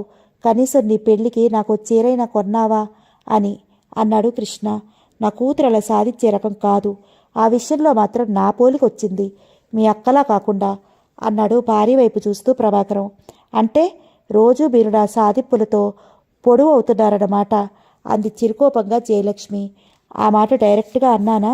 అక్క, నేను చెప్పాను కదా బావగారు ప్లేట్ ఫిరాయిస్తారని. లక్షణాలు ఎక్కడికి పోతాయి అన్నాడు కృష్ణ. చూడండి, నాకేం సపోర్ట్ లేదనుకుంటున్నారా? ప్రస్తుతం ఇక్కడ ఉన్నదంతా నా తరఫు వాళ్ళు అంది గర్వంగా జయలక్ష్మి. మరే మాట్లాడకుండా ఉండటం నయం, పార్టీ బలం పుంజుకుంది అన్నాడు ప్రభాకరం. అందరూ అన్నీ మాట్లాడుతున్నా సత్య మాత్రం మౌనంగా వినటం తప్ప పెదవి విప్పలేదు. నీ కూతురు ఏమిటలా మోగనము పట్టింది? ఎప్పుడూ అల్లరిలో తనే ముందుండేది అన్నాడు రామకృష్ణ. మా అమ్మాయి బుద్ధిమంతురాలు అన్నాడు ప్రభాకరం. అవునులే, అక్కడికేదో మేం వాగుడుకాయలమైనట్లు వచ్చిన దగ్గర నుంచి చూస్తున్నాను. సత్య ఏదోగా ఉంది, ఎందుకో బాధపడుతున్నట్లుగా అనిపిస్తోంది అన్నాడు సత్యవంక పరీక్షగా చూస్తున్న రామకృష్ణ. కంగారుగా, అప్పే నాకేం లేదు, బాగానే ఉన్నాను అంది సత్య. దానికేం బాధరా, అది కోరుకున్న మరుక్షణమే ఏ వస్తువైనా దాని కళ్ళ ముందు ఉంటుంది. కాకపోతే మొన్న జ్వరం పడ్డ దగ్గర నుంచే కాస్త నీరసంగా ఉందంతే అంది స్వీట్స్ వడ్డిస్తున్న జయలక్ష్మి. ఆ మాటలు ఎందుకో నమ్మకం కలగలేదు రామకృష్ణకి. వాళ్ళందరూ సరదాగా కబుర్లు చెప్పుకుంటుంటే నువ్వు ఇక్కడ ఒంటరితనంగా ఒక్కదానివే పడుకున్నావేమిటి అన్నాడు. ఆ సాయంకాలం పూట సత్య దగ్గరికి వచ్చిన రామకృష్ణ అతను తన పక్కనే కూర్చోవటం చూసి గబాలను లేచి ఎదురుగా ఉన్న కుర్చీలో కూర్చుంది తల వంచుకుని. ఆ ప్రవర్తనకు విస్తుపోయాడు రామకృష్ణ. ఏమైంది నీకు అన్నాడు. సమాధానం రాలేదు. ఒక్క క్షణం కూడా తనని వదలకుండా తన దగ్గర కూర్చుని కబుర్లు చెప్పే అమ్మాయి అలా మౌనంగా ఉండటంతో అతని అనుమానం మరింత రుజువయింది. అడుగుతుంటే సమాధానం చెప్పవేంటి? నా పెళ్ళవుతుంటే నీకు దిగులుగా ఉంది కదూ అన్నాడు. అతను అలా అడుగుతుంటే ఆమె హృదయంలో నుంచి దుఃఖపు తెరలు పొంగుకు వచ్చాయి. రెండు చేతుల్లోనూ ముఖం దాచుకుంది. అరే, ఎందుకలా ఏడుస్తున్నావు? ఏమైందో చెప్పకుండా అన్నాడు బలవంతంగా సత్య చేతులు తొలగిస్తూ. ఒక్కసారిగా అతని గుండెల్లో ముఖాన్నుంచి బావురుమంది. అతడెంత అనునయించినా ఆమె ఆగటం లేదు. తరచి తరచి అడుగుతున్న కృష్ణకి నిజం చెప్పటం ఇష్టం లేక, నీకు లలితక్కతో పెళ్ళవుతోందిగా, మరి నువ్వు నాతో మాట్లాడతావా? సినిమాలకి షికార్లకి వస్తావా అంది బెక్కుతూనే. అమాయకంగా అంటున్న ఆ మాటలకి పకపకా నవ్వాడు. ఇంకా నవ్వుతూనే అక్క అని పిలవబోయాడు. ప్లీజ్ అమ్మని పిలవద్దు అంది సత్య. నవ్వి నవ్వి ఆయాసం వచ్చింది అతనికి. పిచ్చి సత్య, నువ్వు చాలా అమాయకురాలివి. నేను పెళ్లి చేసుకునేది ఎవరన్నా పరాయివాడనా చెప్పు? స్వయంగా నీ పెద్దమ్మ కూతుర్ని. అయినా నీకు అనుమానం ఎందుకు వచ్చింది? నాకు లలిత నువ్వు ఇద్దరూ సమానమే. ఇలాంటి పిచ్చి పిచ్చి అనుమానాలు మనసులో పెట్టుకుని అనవసరంగా బాధపడకు. నువ్వింకా ధైర్యవంతురాలు అనుకున్నాను, కానీ ఇంత పిరికిదాని అనుకోలేదు. ఈ విషయంలో నీకన్నా లలితేనయ్యం. అసలు ఈ మాటలు ఎవరైనా వింటే నవ్విపోతారు అన్నాడు. నాకన్నా లలిత నిజంగా అదృష్టవంతురాలు కాబట్టే నీ భార్య కాగలుగుతోంది. నేను పిరికిదాని కాబట్టే నిజాన్ని నిర్భయంగా బయటపెట్టలేక నాలో నేను రగిలిపోతున్నాను అనుకుంది మనసులో. ఇల్లంతా వెతుకుతున్నాను నీకోసం, ఇక్కడున్నావా? అమ్మ నిన్ను పిలుస్తోంది అని. మావయ్య, నా గోరింటాకు ఎలా పండింది అంది రెండు అరచేతులు ముందుకు చాపి. Very nice. మరి నువ్వు పెట్టుకోలేదా అడిగాడు సత్యని. దానికి ఇష్టం లేదంట. ముందు నువ్వు అర్జెంటుగా రా అని అతని చేయి పట్టుకుని లాక్కుపోయింది లలిత. ఆ క్షణంలో లలిత మీద అంతులేని కోపం వచ్చింది సత్యకు. అప్పుడే తన భర్త అన్నట్లుగా ఎంత అధికారం చూపిస్తోందో. కాసేపు అయినా మామయ్యతో ఒంటరిగా మాట్లాడి మనసు తేలికపరుచుకోవాలనుకుంది. ఆ మహాతల్లి ధర్మమా అని ఆ ఆశ కూడా నిరాశ అయింది. రామకృష్ణ పెళ్లి జరుగుతున్నంతసేపు గది వదిలి బయటికి రాలేదు సత్య. ఆ రోజు భోజనం కూడా చేయలేదు. అంతా హడావిడిలో ఉండటం వల్ల ఆ విషయాన్ని ఎవరూ పట్టించుకోలేదు. మిగిలిన వేడుకలన్నీ పూర్తయ్యాయి. నీ ప్రజెంటేషన్ ఏది అని అడిగాడు రామకృష్ణ. నా మనసే నీకు అర్పించాను, ఇంకా ప్రత్యేకంగా ఏమివ్వను అనుకుంది. జాజిపందిరి దగ్గర కూర్చుని పూలు కడుతున్న లలితతో కబురు చెప్తోంది సత్య. లోపల నుంచి రామకృష్ణ మాట వినిపించడంతో గబుక్కున పూలమాల వదిలి లేచిన లలితను చూసి ఏం లేచావే అంది. ఆయనకి కాఫీ ఇవ్వాలి, నేనిస్తేనే కానీ త్రాగరు అని రివ్వరు లోపలికెళ్ళింది లలిత. ఆశ్చర్యపడింది సత్య. ఎంతలో ఎంత మార్పు! మొన్నటిదాకా ఇద్దరూ ఒకటే. అయినా మూడు ముళ్ళు వేయించుకుని లలితక్క తనకు లేని అధికారం సంపాదించుకుంది. వరండాలోంచి వెళుతున్న సత్య కళ్ళకు గది కిటికీలో నుంచి లలిత ఒళ్ళో తల ఉంచి పడుకున్న రామకృష్ణ అతని మీదుగా వంగి నవ్వుతూ కబుర్లు చెప్తున్న ఆమె కనపడ్డారు. మనసెందుకో కలుక్కుమంది. ఎవరో తరుముకు వస్తున్నట్లుగా తన గదికి వెళ్ళింది. సాయంకాలం రామకృష్ణ లలిత సినిమాకెడుతుంటే సత్య మనసు గిజగిజలాడింది. నన్ను కూడా పిలవకూడదా అనుకుంది. మనసు పగ్గుమంది. కానీ మీ ఇద్దరి మధ్య సత్య ఎందుకని తల్లి వారించిన విషయం తెలియని సత్యకు రామకృష్ణ మీద కోపం వచ్చింది. తల్లి సింపుల్గా ఫస్ట్ నైట్ ఏర్పాట్లు చేయడం చూచాయిగా చెవిన పడ్డ సత్య రూమ్ వదిలి బయటికి రాలేదు. తల్లి వచ్చి తన పక్కన పడుకోవటం చూసి చిన్నగా కళ్ళు తెరిచింది. నిద్రపోలేదా అంది జయలక్ష్మి. ఇప్పుడే మెలకు వచ్చింది అంది ఆవలిస్తూ. అనుకున్నట్లుగా కృష్ణ పెళ్లి పూర్తయింది, అక్కయ్య భారం తీరింది అని ఇంకా ఏవేవో కబులు చెప్తున్న తల్లి వైపు అసహనంగా చూస్తూ నాకు తలనొప్పిగా ఉంది అంది. ఏమైంది అని కూతురు దగ్గరగా జరిగి నుదురు పట్టి చూసింది. బాగా చలిగా ఉందంది వణికిపోతూ. ఎందుకో అలవాటైనా ఫ్యాన్ గాలికి ఆ క్షణంలో విపరీతంగా చలి ముంచుకొచ్చింది. బ్లాంకెట్ కప్పి తను కూడా సత్య దగ్గరగా జరిగి మీద చెయ్యి వేసుకుని పడుకుంది జయలక్ష్మి.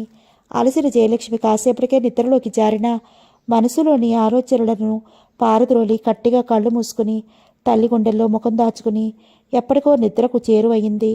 మర్నాడు కాలేజీకి తయారవుతున్న కూతుర్ని వాళ్ళు వెళ్ళిపోతున్నారుగా, ఈ ఒక్కరోజుకి ఇంట్లో ఉండకూడదు అంది జయలక్ష్మి.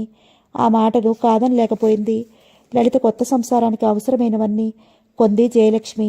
వైదేహి వారించినా వినకుండా, అక్క నాకింకో తమ్ముడు ఉన్నా బాగుండేది, మొత్తం నీ ఇంట్లో సామాన్లన్నీ మా ఇద్దరికీ స్వంతమయ్యేవి అన్నాడు నవ్వుతూ రామకృష్ణ. అంతకంటేనా? అలాగే ఉండుంటే సత్యకి పరాయి సంబంధం వెతికే శ్రమైనా తప్పేది. తోడపుట్టిన తమ్ముడే అల్లుడిగా రావటానికి ఎంతో అదృష్టం చేసుకోవాలి. అది అక్కయ్యకే దక్కింది అంది జయలక్ష్మి. సత్యకి మాత్రం ఏం తక్కువ పిన్ని, నీ కాబోయే అల్లుడు దాన్ని వెతుక్కుంటూ మరీ వస్తాడు చూడు అంది చిరునవ్వుతో లలిత. ఏం అంత గ్యారంటీ ఇస్తున్నావు? ఎక్కడన్నా వెతికావా కొంపదీసి అన్నాడు రామకృష్ణ. ఆ సమయం వస్తే ముందు ఆ పని చేయవలసింది తమరే తెలుసా అంది. ఆ వెతికేది ఇల్లరికపు అల్లుడైతే మరీ శ్రేష్టం అన్నాడు అప్పుడే వచ్చిన ప్రభాకరం. ఆ వెతికే నేనేదో అమాయకుడి కాబట్టి మా అక్కకి ఇల్లరికం ఉన్నాను, కానీ బావా లాయర్ గారు అమ్మాయి నోటి దాటికి తట్టుకోవటం మాత్రం కష్టమే. వచ్చేవాడు ఎవరో పాపం అన్నాడు జాలిగా ముఖం పెట్టి. ఒరే తమ్ముడు, అన్యాయంరా నా కూతురుని అలా అనటం. మా అమ్మాయిని చేసుకునేవాడు బంగారు పూలతో పూజ చేస్తూ ఉండుంటాడెక్కడో అంది జయలక్ష్మి. అవును మరి, నేను ఆ పూజ చేయలేదు కాబట్టి నాకు ఇలాంటి భార్య దొరికింది అన్నాడు లలిత వైపు చూసి. నాకేం తక్కువని అని గయ్యం అంది లలిత. హతోస్మి, వీళ్ళంతా ఒకే జాతి వాళ్ళు కదూ బావా, మనిద్దరమే పరాయి వాళ్ళం అన్నాడు కృష్ణ. బావమరిది నన్నొదిలే, నువ్వు కూడా అదే జాతి అన్నాడు ప్రభాకరం. అందరూ ఫకాలను నవ్వారు. కానీ సత్య మాత్రం వీళ్ళందరికీ దూరంగా తన గదిలో కూర్చుంది. మునుపు కృష్ణ వెడుతున్నాడంటే చాలా దిగులు మొదలయ్యేది, కానీ అందుకు విరుద్ధంగా ఉంది ఇప్పుడు. వాళ్ళంతా ఎప్పుడు వెళ్తారా అని మనసు వేగిరి పడసాగింది. కృష్ణ లలితల సరసాలు బయటికి వస్తే ఏదో దృశ్యం కంటపడుతోంది. సత్యకు గది బయటికి రావాలంటే చాలా భయంగా ఉంది ఆమెకు. మా ఇంటికి ఎన్నిసార్లు చెప్పినా రానేలేదు. ఇప్పుడైనా మీ మావయ్య ఇంటికి వస్తావా అని అడుగుతున్న లలిత వైపు తెల్లబోయి చూస్తూ ఉండిపోయింది సత్య. నువ్వెన్నిసార్లు చెప్పినా రాలేదని లలిత కోపం, అందుకే అలా చెప్తోంది అన్నాడు భార్యను సమర్థిస్తూ రామకృష్ణ. ఈసారి సెలవులకు తప్పక వస్తుంది, కాకపోతే అది ఇంట్లో లేకపోతే మాకే బెంగగా ఉంటుంది అంది జయలక్ష్మి. నే వెళుతున్నాను అంటే బాధగా లేదే సత్య అడిగాడు రామకృష్ణ. ఉంటే మాత్రం నువ్వు ఆగిపోతావా? అయినా నాకెందుకు బాధ అంది బిక్కంగా. బాగా అన్నవే సత్య అంది లలిత. అవును, మీరిద్దరు సిస్టర్స్ కదా, ఆ విషయమే మర్చిపోయానన్నాడు. వాళ్ళందరూ ఎక్కడ ఎక్కిన రిక్షాలు దూరం అవుతుంటే సన్నటి నీటి రేఖ మెరిసిందామె కంటిలో. క్రితంసారి ఏడుస్తూ లోపల కూర్చున్నావు అంది జయలక్ష్మ. అప్పుడైతే చిన్నతనం అనాలనుకున్నా అనలేకపోయింది. బాధతో బరువెక్కిన గుండెల్లో నుంచి మాట బయటికి రాలేదు. కూతురి వాళ్ళకు అర్థం కాలేదు జయలక్ష్మికి. తన గదిలో కూర్చుని డైరీ రాయటం మొదలుపెట్టింది సత్య. ప్రపంచమంతా శూన్యమయంగాను తనొక్కతే ఒంటరిగాను ఉన్నట్లు అనిపించింది ఆమెకి. మనసు నిండా దిగులు పేరుకుపోయింది. ఏ పని చేయబుద్ధి కావటం లేదు. ఎప్పట్లా కాలేజీకి వెళ్ళి వస్తున్నా మనసులో ఏర్పడ్డ గాయం మాత్రం మానలేదు. మునుపటి చురుకుతనం, ఉత్సాహం నశించాయి. ఇంట్లో ఉందంటే చాలు ఎంతో సందడిగా ఉండే ఇల్లు ఇప్పుడు నిశ్శబ్దంగా ఉంటోంది. మనసుని వేరే విషయాల మీదకి పోనివ్వకుండా చదువు మీద కేంద్రీకరించడానికి ఎంతో కష్టమైంది. సత్యలో ఏర్పడ్డ మార్పుడు తల్లి గమనించకపోలేదు. రామకృష్ణ దగ్గర నుంచి లెటర్స్ వస్తున్నా సమాధానం రాయబుద్ధి కాక ఊరుకుండిపోయింది. అదేమిటమ్మా, మామయ్యకి రిప్లై రాయకూడదు అంది. నాకు తీరిక లేదమ్మా, నువ్వే రాసేయని తప్పుకుండిపోయింది. మరో 10 రోజుల తర్వాత తన పేరున కాలేజీకి వచ్చిన లెటర్ చూసి విస్తుపోయింది.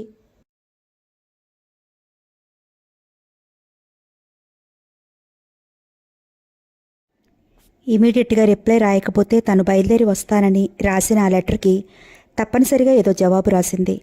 పరీక్షలు దగ్గరవడంతో ధ్యాసంతా చదువు మీదే ఉంది. రాత్రి బవళ్ళు మరీ అంతగా చదివితే ఆరోగ్యం పాడవుతుందని తల్లి మందలించినా వినటం లేదు. ఒక్కొక్కసారి కూతురి మొండితనానికి విసుక్కున్నా మళ్ళీ క్లాసు రావాలన్న పట్టుదలకి మెచ్చుకునేది.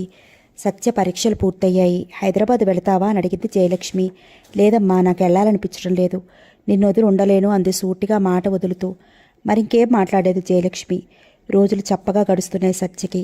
ఎక్కడికో వెళ్ళాలనిపించదు, ఏ పని చేయాలనిపించదు. ఫ్రెండ్స్ ఇళ్ళకి వెళ్ళటం కూడా తగ్గించేసింది. అదే పనిగా డైరీ రాసుకున్నవి చదువుకుంటుంటే గడిచిన రోజులు ఎంత మధురంగా ఉన్నాయో అనిపించేది. ఒక్కొక్కసారి డైరీని చదువుతుంటే రామకృష్ణ ఎదురుగా కూర్చుని కబుర్లు చెప్తున్న అనుభూతి కలిగేది. ఆలోచిస్తే తనింత ఉదాసీనంగా ఎందుకు మారిపోయిందా అనిపించేది. ఎదుటి మనసు అర్థం చేసుకోకుండా ప్రేమించినందుకు ఫలితంగా మిగిలేది వేదన మాత్రమే. తనది 1 సైడ్ లవ్ మాత్రమే. తన మనసులోని మాట అమ్మతో చెప్తే ఏమయ్యేదో అనిపించినా మళ్ళీ అనిపించేది చెబితే మాత్రం లలితర్ కాదని మావయ్యతో తన పెళ్లి జరిపిస్తుందని నమ్మకం ఏముంది. అలా ఆలోచిస్తున్న కొద్దీ తన మీద తనకే కోపం వచ్చేది. అసలు మావయ్యకి తన మీద ఉన్నది ప్రేమో అభిమానమో తెలుసుకోకుండా తను తొందరపడటం తప్పేమో. చేసిన పొరపాటికి శిక్ష అనుభవిస్తోంది. ఎవరితో చెప్పుకోలేదే బాధ. అయినా ఏమని చెప్తుంది? గాయపడిన హృదయానికి గడిచిపోయిన స్మృతులే మాత్రం అన్నట్లుగా గత స్మృతులతోనే కాలం గడుపుతోంది. సత్య ఫస్ట్ క్లాస్లో పాస్ అయింది. తల్లి తండ్రి ఆనందించినా సత్య మాత్రం పెద్దంత ఉత్సాహం చూపించలేదు. మామయ్యకి లెటర్ రాశావా అంది జయలక్ష్మి.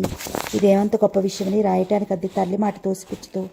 అవును, ఈ మధ్య వాడి పేరెత్తితే చాలు ఏదో అంటున్నావు, ఏమిటి అంది. అమ్మా, నీకు అన్నీ అనుమానాలే అంది విసుగ్గా. డాడీ, నాదో రిక్వెస్ట్. ఏంటమ్మా? ఏం కావాలో కోరుకో. నీ మాట మీ డాడీ ఎప్పుడైనా కాదన్నాడా అన్నాడైనా. నేను ఎంఏ చేయాలనుకుంటున్నాను అంది స్థిర నిశ్చయానికి వచ్చిన దానిలా. తప్పదంటావా అన్నాడాయన. అవును అంది. ఓకే అన్నాడాయన. థ్యాంక్స్ డాడీ అంది అక్కడి నుంచి వెళుతూ. అదేమిటండి మీరు అలా అడగగానే ఒప్పుకున్నారు? సత్య రిజల్ట్స్ రాగానే జానకిరామయ్య గారు అబ్బాయికి ఇచ్చి పెళ్లి చేద్దామనుకున్నారు. మరి ఇప్పుడు మీరేమో అంది అయోమయంగా చూస్తూ. చూడు జయ, మనం ఆ సంబంధాన్ని గురించి మాట్లాడుకున్నట్లుగా అమ్మాయికి తెలుసు కదా. మరి ఇప్పుడు ఇంకా చదువుతాను అందంటే దానికి ఆ పెళ్ళి ఇష్టం లేదన్నయ్యగా. అందుకే ఆ అమ్మాయి అడగగానే కాదనలేకపోయాను. దాన్నో మాటైనా అడగకుండా దానికి ఇష్టం లేదని మీరెలా అనుకున్నారు అంది చిరుకోపంగా జయలక్ష్మి. నీకన్నా సత్య మనసు నాకు బాగా తెలుసు కాబట్టి. అంటే కన్న తల్లిని నాకన్నా కూడా దాని మనసు మీకే బాగా తెలుసు అన్నమాట. వకీలు భార్యనైనందుకు నాతో వాదిస్తున్నావు కానీ ఒక మాట చెప్తాను విను. సత్య మీద మనిద్దరికీ ప్రేమ సమానమే అయినా దానికి ఊహ వచ్చిన దగ్గర నుంచి నాన్న నాకు అది కావాలి అని అడగటమే తరువాయి తెచ్చి ఇచ్చేవాణ్ణి. ఏనాడు తన కోరిక కాదనలేదు. ఇప్పుడు అంతే. అయినా సత్య పెద్ద చదువు చదివితే ఆ ఆనందం గర్వం మనకి కాదు దక్కేది. అది కాదండి, సత్యకు పెళ్లి చేస్తే మనవడో మనవరాలో పుడితే ఆ ముద్దు ముచ్చట్లు కళ్ళారా చూసుకుందామని నా తాపత్రయం.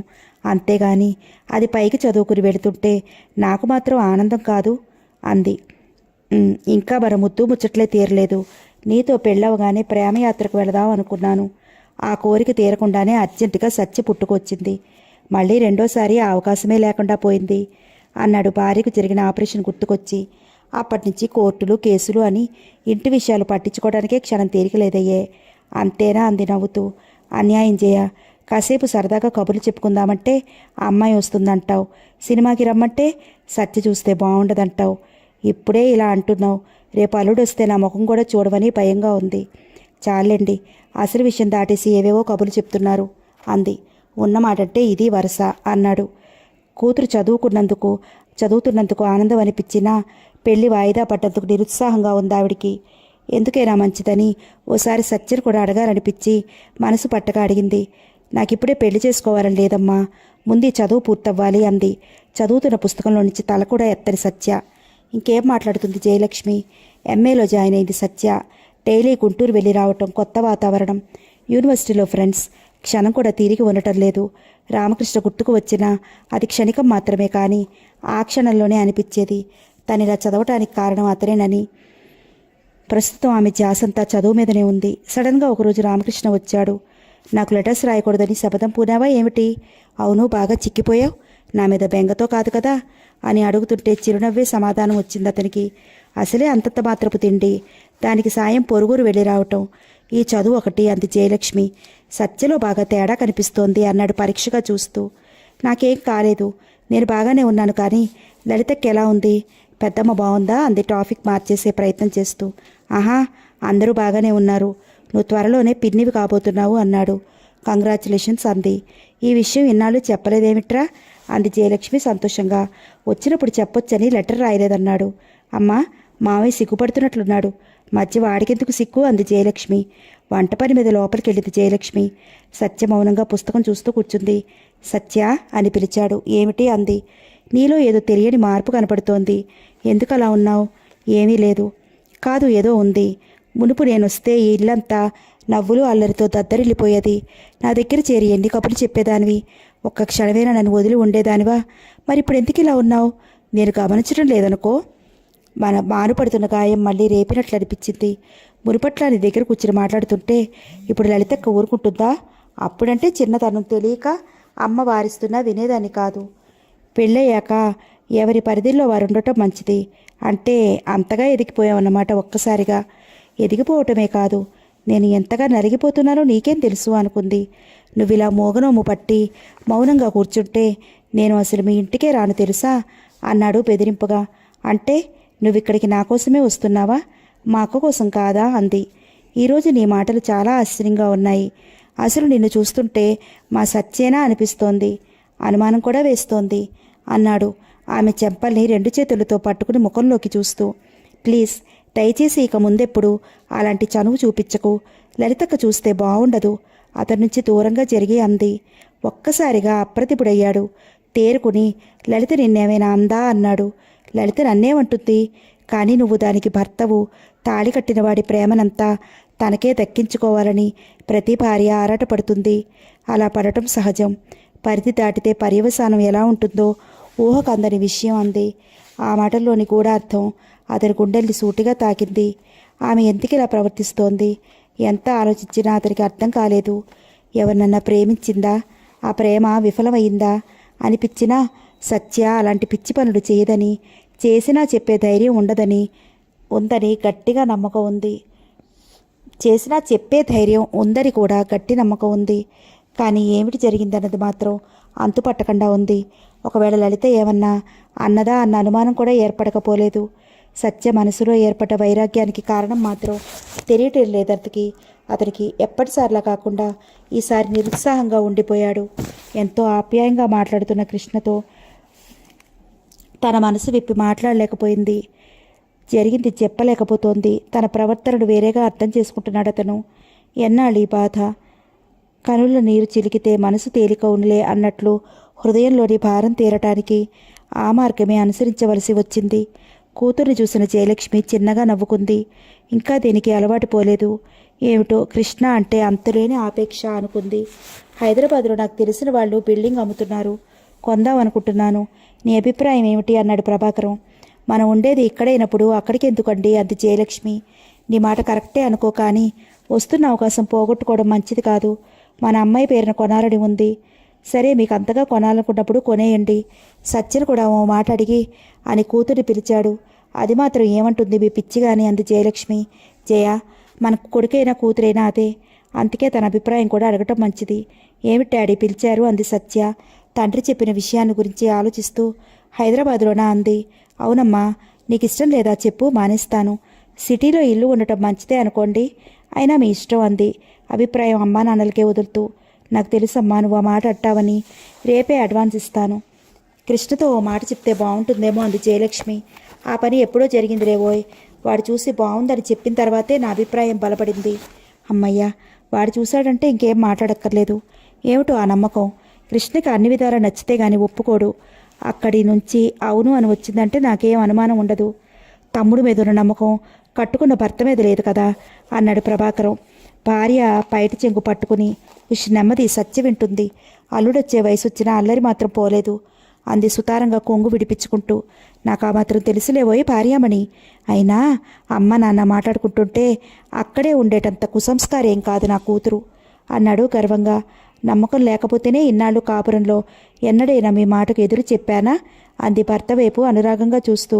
ఆ విషయం తెలియక కాదు, ఏదో కట్టుకున్న దానివి కన్నీ కదా సరసాలాడాలని అన్నాను అన్నాడు నవ్వుతూ. మరో 10 రోజుల్లో రిజిస్ట్రేషన్ పూర్తి చేసుకువచ్చాడు ప్రభాకరం. మిగతా విషయాలని కృష్ణే చూసుకుని గృహప్రవేశానికి ముహూర్తం పెట్టించి పంపించాడు. సత్య కాలేజీ నుంచి రాగానే రాత్రికి మనం హైదరాబాద్ వెళుతున్నామంది జయలక్ష్మి. ఎందుకు అంది. ముహూర్తం కుదిరిందని కృష్ణ ఫోన్ చేశాడు. అనుకోని ఈ ప్రయాణానికి ఇరకాటంలో పడింది. ఆమె మనసు తనిప్పట్లో అక్కడికి వెళ్ళకూడదని నిర్ణయించుకుంది. కానీ అర్థాంతరంగా ఈ ప్రయాణం తగిలింది. ఎలా ఆపు చేయాలా అని ఆలోచించింది. ఓ వారం రోజులు నాకు యూనిట్ టెస్టులు ఉన్నాయమ్మా అంది. ఇప్పుడేం పరీక్షలు అంది జయలక్ష్మి. అవునమ్మా, ఎవరూ ఆబ్సెంట్ కాకూడదు, చాలా ఇంపార్టెంట్. అయ్యో ఇప్పుడెలా, మళ్ళీ మూడం వచ్చేస్తుంది కూడాను అంది కంగారుగా.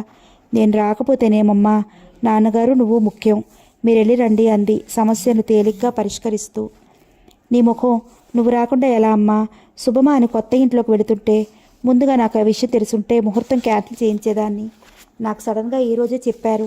ప్రత్యేకంగా నేను వెళ్ళి చూసొస్తాను, సరేనా అంది తల్లికి నచ్చ చెప్తూ. ఏమిటోనమ్మా, నువ్వు లేకుండా వెళ్ళటానికి మనసు ఒప్పటం లేదు అంది జయలక్ష్మి అయిష్టంగా. ప్రభాకరం కూడా ఈ విషయంలో భార్యతో ఏకీభవించాడు. సత్య ఎన్ని విధాలు చెప్పినా వాళ్ళు అంగీకరించలేదు. అది కాదమ్మా, నీ పేరున కొన్న ఇల్లు నువ్వు చూడందే ఎలా చెప్పు అన్నాడు ఆయన. చివరకు సత్య ఎన్నో మాటలు చెప్పిన మీదట అయిష్టంగానే అంగీకరించారు. నిజానికి తను కూడా వెళ్ళి ఆ సరదాలో పాలు పంచుకోవాలనిపించి కూడా ఆ అభిప్రాయాన్ని అణగదొక్కింది. వెళితే అక్కడే దిగాలి, తనకు అది ఇష్టం లేదు. అందుకే ఈ వంకతో ఆగిపోయింది. మరో 4 రోజుల తర్వాత సత్య తల్లిదండ్రులు ఇల్లు చాలా బాగుందని, ఖాళీ స్థలం నిండా పూల మొక్కలున్నాయని, సత్యాసదనని పేరు కృష్ణే రాయించాడని తల్లి చెప్తుంటే అప్పటికప్పుడు వెళదామా అనిపించింది సత్యకు. ఎవరో ఆఫీస్ వాళ్లకు బిల్డింగ్ అద్దెకిచ్చే ఏర్పాటు కూడా తన తమ్ముడే చేశాడని గర్వంగా చెప్తోంది జయలక్ష్మి. తను కూడా వెళ్ళటం వల్ల లలితకు సీమంతం చేశారని, ధర్మవీరం చీర కొన్నారని, ఆ వేడుకల గురించి చెప్తున్న తల్లి మాటలకు అప్పటి వరకు ఆసక్తిగా ఉంటున్న సత్య, నేను చదువుకోవాలమ్మా చటుక్కుని లేచిపోయింది. తిక్కపిల్ల అనుకుంది జయలక్ష్మి. హైదరాబాద్ వెళ్ళకపోవటం చాలా మంచిదనిపించింది సత్యకు. ఎవరి బాధలతో బాధ్యతలతో నాకేం సంబంధం లేదన్నట్లుగా కాలం పరిగెడుతూనే ఉంది. రామకృష్ణకి కొడుకు పుట్టాడని రమ్మని రాశాడు. ఫైనల్ పరీక్షలు దగ్గర అవడంతో రాను అంది సత్య. చేసేదేం లేక వాళ్ళిద్దరూ వెళ్లారు. ఒంటరిగా మిగిలిన సత్య మనసులో ఆలోచనలు అనేకం. తనిలా మొండిగోడలా మిగిలిపోయింది. జరిగింది మరువలేక జీవితంతో రాజీ పడాలని ప్రయత్నిస్తోంది. కానీ ఈ ప్రయత్నం ఎంతవరకు సఫలమవుతుందో తనకే తెలియదు. కానీ తన మనసులో లేని ఆశలు కల్పించి అవి ఒక గమ్యం చేరే తరుణంలో అభిమానం రుణం తీర్చుకోవటం అనే నెపంతో తనకి దూరం అయ్యాడు. అతడి ఆనందానికి చిహ్నంగా తండ్రి కూడా అయ్యాడు. అసలు ఈ మనుషులకు దూరంగా హాస్టల్లో ఉండనందుకు తనను తానే నిందించుకుంది.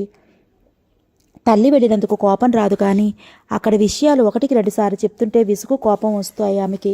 కృష్ణ తనకు చీర పెట్టాడని చూపించింది జయలక్ష్మి. బాగుంది అంది ముక్తసరిగా.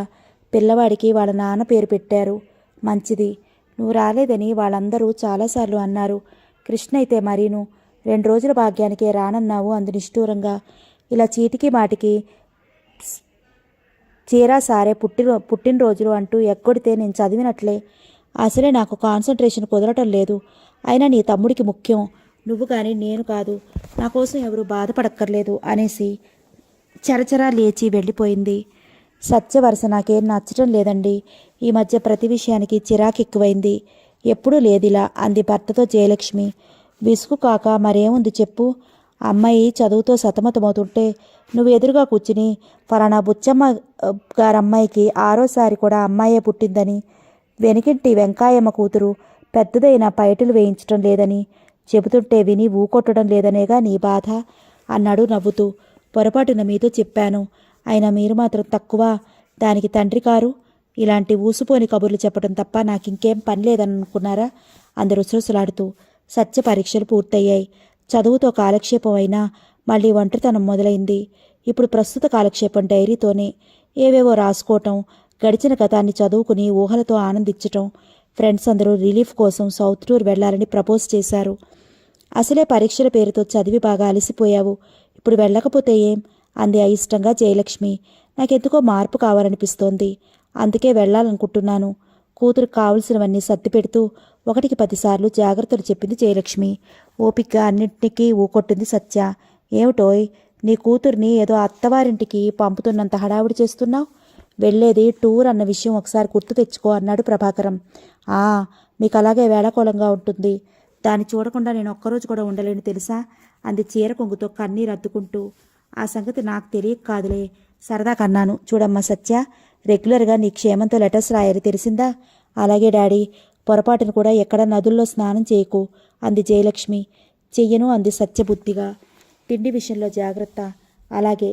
జామ్ సీసా పెడుతున్నాను, ఉదయం పూట బ్రెడ్ మాత్రం తిను. ఆ హోటల్ టిఫిన్లు తినను. ఎయిర్పిల్లో పెడుతున్నాను. తిండు లేకపోతే నాకు అసలు నిద్ర పట్టదు.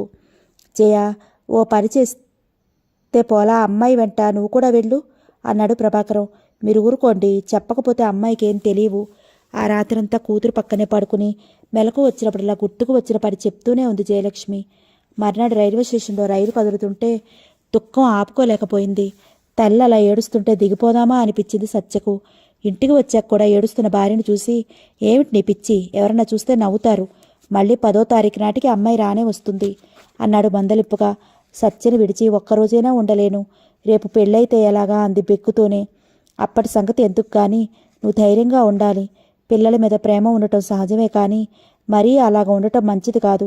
ముందుగా అనుకున్న ప్రకారం సత్య ఫ్రెండ్స్ అందరూ తిరుపతి చేరారు. అందరూ స్నానాలు భోజనాలు పూర్తి చేసుకుని స్వామి దర్శనానికి బయలుదేరారు. క్యూలో నిలబడి వచ్చేపోయే జనాన్ని చూస్తుంటే కాలం ఎంత వేగంగా గడిచిపోయిందో వాళ్ళకే తెలియదు. బయటికి వచ్చాక అందరూ షాపింగ్కి బయలుదేరారు. ఎవరికి కావాల్సినవి వాళ్ళు కొంటున్నారు. అన్నీ చూడటం తప్ప సత్య ఏమీ కొనలేదు. అప్పటికి 5 గంటలైంది. అందరూ నామం ఉన్న చోటికి చేరారు. ఒత్తుగా ఉన్న గడ్డి మీద అందరికీ కొంచెం దూరంగా కూర్చుంది సత్య. రకరకాల భాషల వారు, ఎందరో జంటలు, ఎన్నో కుటుంబాలు. అప్రయత్నంగా రామకృష్ణ గుర్తుకు వచ్చాడు. పెళ్ళయ్యాక సౌత్ టూర్ వెళ్ళాలి అన్నాడు. మరి భార్యతో వెళ్ళాడేమో. మిగిలిన ఫ్రెండ్స్ అందరూ ఎవరి హడావుడిలో వారున్నారు.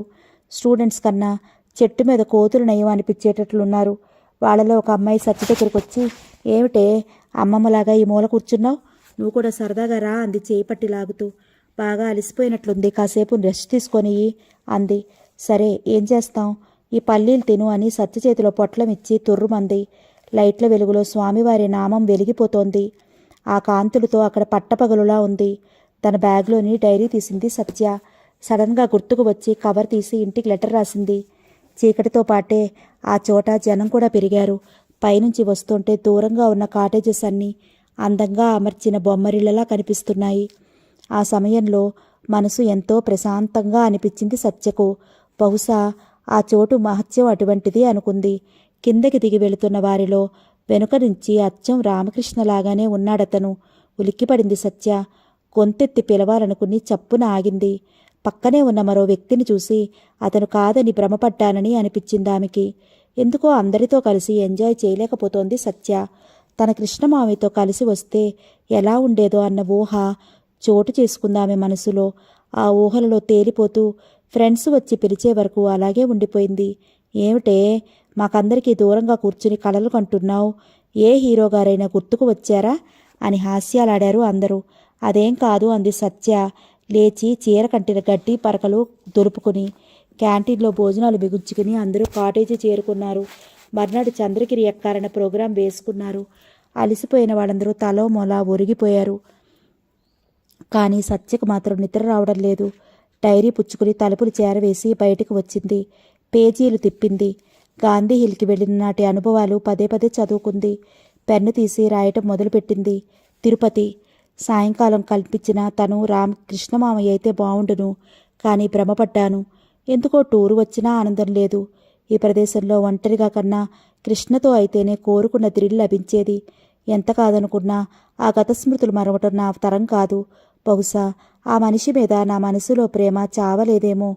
ఈ రాత్రివేళ జనసంచారం లేని ఈ రోడ్ల మీద ఒంటరిగా నేను, అతను చేతులు పట్టుకుని కబుర్లు చెప్తూ షైరుగా ఘాటు రోడ్డంట నడుస్తూ వెళితే ఊహే మధురమైతే వాస్తవం మరీ అద్భుతం. మనసులోంచి భావాలు పొంగి వస్తున్నా రాయలేకపోయింది. కొన్ని మనసులో దాచుకుంటేనే తృప్తి.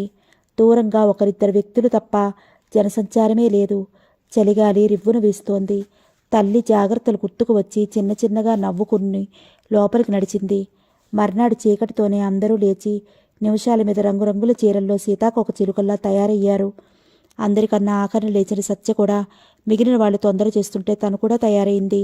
వైట్ ప్రింటెడ్ చీర, సాదా జాకెట్టు, సింపుల్గా తయారైంది సత్య. భుజాన కెమెరాతో ఆ ఉదయం పూట నడుస్తూ వెడుతుంటే మనసు ఎంతో ఆహ్లాదంగా ఉంది. ఎంక్వైరీకి వెళ్ళి వచ్చిన అమ్మాయి చంద్రగిరి కొండ ఎక్కాలంటే కష్టమని, వెళ్ళి రావడానికి చాలా టైం పడుతుందని చెప్పి మిగిలిన వాళ్ళ అభిప్రాయం అడిగారు. కొందరు వెళ్లాలని, మరికొందరు వద్దని వాదనకి దిగారు. ఏం సత్య, నువ్వేమంటావు అంది వాళ్ళల్లో ఒక అమ్మాయి. నాదంటూ అభిప్రాయం లేదు, ఎలా అయినా నాకు ఇష్టమే. చివరికి అందరూ కలిసి వద్దు అని నిర్ణయించుకున్నారు. టీటీడీ గార్డెన్స్ అంతా తిరిగారు. ఒక అమ్మాయి ఎదురుగా ఉన్న గుట్టను చూపిస్తూ, ఇది కూడా చంద్రగిరి కొండ, అందరూ ఎక్కుదామా అంటారు, ఎక్కుదామా అంది. ఒరిజినలా డూప్లికేటా అన్నారు నవ్వుతూ కొందరు. ఏదో ఒకటి, పదండి పోదాం అనటమే తరువాయి. అందరూ నడిచారు. పైనంతా అందమైన గార్డెన్, ప్రేమికుల గుర్తుగా ఓ స్తూపం ఉంది. కోడినాగు పిక్చర్ తీసింది ఇక్కడే అని కొందరు, కాదని కొందరు. వారందరితో సంబంధం లేదన్నట్లుగా సత్య గార్డెన్ అంతా కలిగి తిరిగింది. చక్కటి ఆర్డర్లో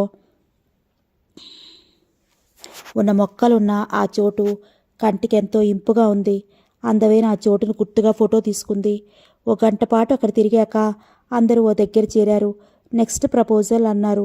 వుడ్లాండ్స్ గెస్ట్ హౌస్ దగ్గర రోజ్ గార్డెన్ ఉందిట అని అనుటవే తరువాయి ఆ దారి పట్టారు. నలువైపులా ఫెన్సింగ్ కట్టిన విశాలమైన తోటలో రంగురంగుల గులాబీలు చూసేసరికి ఆడపిల్లలందరికీ పిచ్చెక్కినట్లయింది. ఒకరిద్దరు అమ్మాయిలు కాపలాదారులు చూడకుండా పూలు కోసి బ్యాగులో దాచారు. గార్డెన్ ఎంట్రన్స్లో ఉన్న పెద్ద మానులాంటి పనస చెట్టుకు కాయలు గుత్తులుగా వేలాడుతున్నాయి. ఆ దృశ్యం మనోహరంగా అనిపించిన సత్య వెంటనే కెమెరాకి పని కల్పించింది.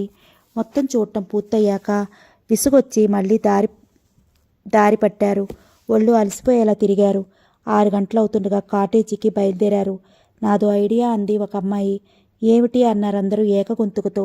మనం ఇలా చుట్టూ తిరిగి వెళ్లే కన్నా ఇలా పైనుంచి ఎక్కి వెడితే మన కాటేజీకి సులువుగా చేరుకుంటాం. చంద్రగిరి కొండ ఎక్కలేదన్న బాధ ఉన్నవారికి ఇది కొంత తృప్తినిస్తుంది. శుభ్రమైన రోడ్డు ఉంటే ఈ అడ్డదారి ఎందుకు? ముఖం చిట్లించిందో అమ్మాయి. నీ ముఖం, అడ్వెంచర్ చేయకపోతే మన స్టూడెంట్స్ మని ఎలా అనిపించుకుంటాం అని ఐడియా చెప్పిన అమ్మాయే ముందుకు నడిచింది. గతుకులుగా ఉన్న ఆ దారి వెంట నడవటం కష్టంగా ఉంది. ఏమిటో బాబు, ఈ దారి మరీ ఘోరంగా ఉంది అంది కొనుక్కుంటూ కొందరు. జాగ్రత్తగా దారి తీస్తూ కొందరు నడుస్తున్నారు. ఉదయం నుంచి ఎండలో తిరగటం వల్ల సత్యకి తలంతా భారంగా ఉంది. సన్నగా తలనొప్పి మొదలైంది. అందరూ మామూలుగా నడుస్తున్నా వారిలో కొందరు పరుగులాంటి నడకతో దిగితే త్వరగా దిగవచ్చునని పరుగులు ప్రారంభించారు. వాళ్లతో పోటీపడి మిగిలిన వాళ్ళు అందరికన్నా వెనక నడుస్తున్న సత్య కూడా లేని సరదా తెచ్చుకుని నడక వేగం పెంచింది. ఆ ఆరాటంలోనే దిగుతున్న సత్య కాళ్ళు మరింత వేగంగా దిగుతున్నాయి. ఆయాసంతో ఆగుదామనుకున్నా ఆగలేకపోయింది. పైనుంచి వేగంగా పరుగులాంటి నడకతో వస్తున్న ఆమె తనను తాను కంట్రోల్ చేసుకోలేకపోయింది. దానికి సాయం హై హీల్స్ షూ అవటంతో అనుకోకుండా స్లిప్ అయింది. ఒక్కసారి ఎవరో త్రోసినట్లు ముందుకు పడింది కెవ్వున అరుస్తూ. అలా పడి దొర్లి ఎదురుగా ఉన్న పెద్ద రాయి తగిలి ఆగిపోయింది. ఎదురు చూడని సంఘటనకి మిగిలిన వాళ్ళందరూ కంగారు పడి ఆమె చుట్టూ మూగారు. నుదుటి మీద రాయి తగిలి చర్మం లోపలికి చీరుకుపోవడంతో రక్తం ధారగా కారిపోతోంది. మోచేతుల మీద చర్మం లేచిపోయి తీవ్రంగా రక్తం చిమ్ముతున్నాయి. భుజాన ఉన్న కెమెరా వెళ్ళి ఆమె దూరాన పడింది.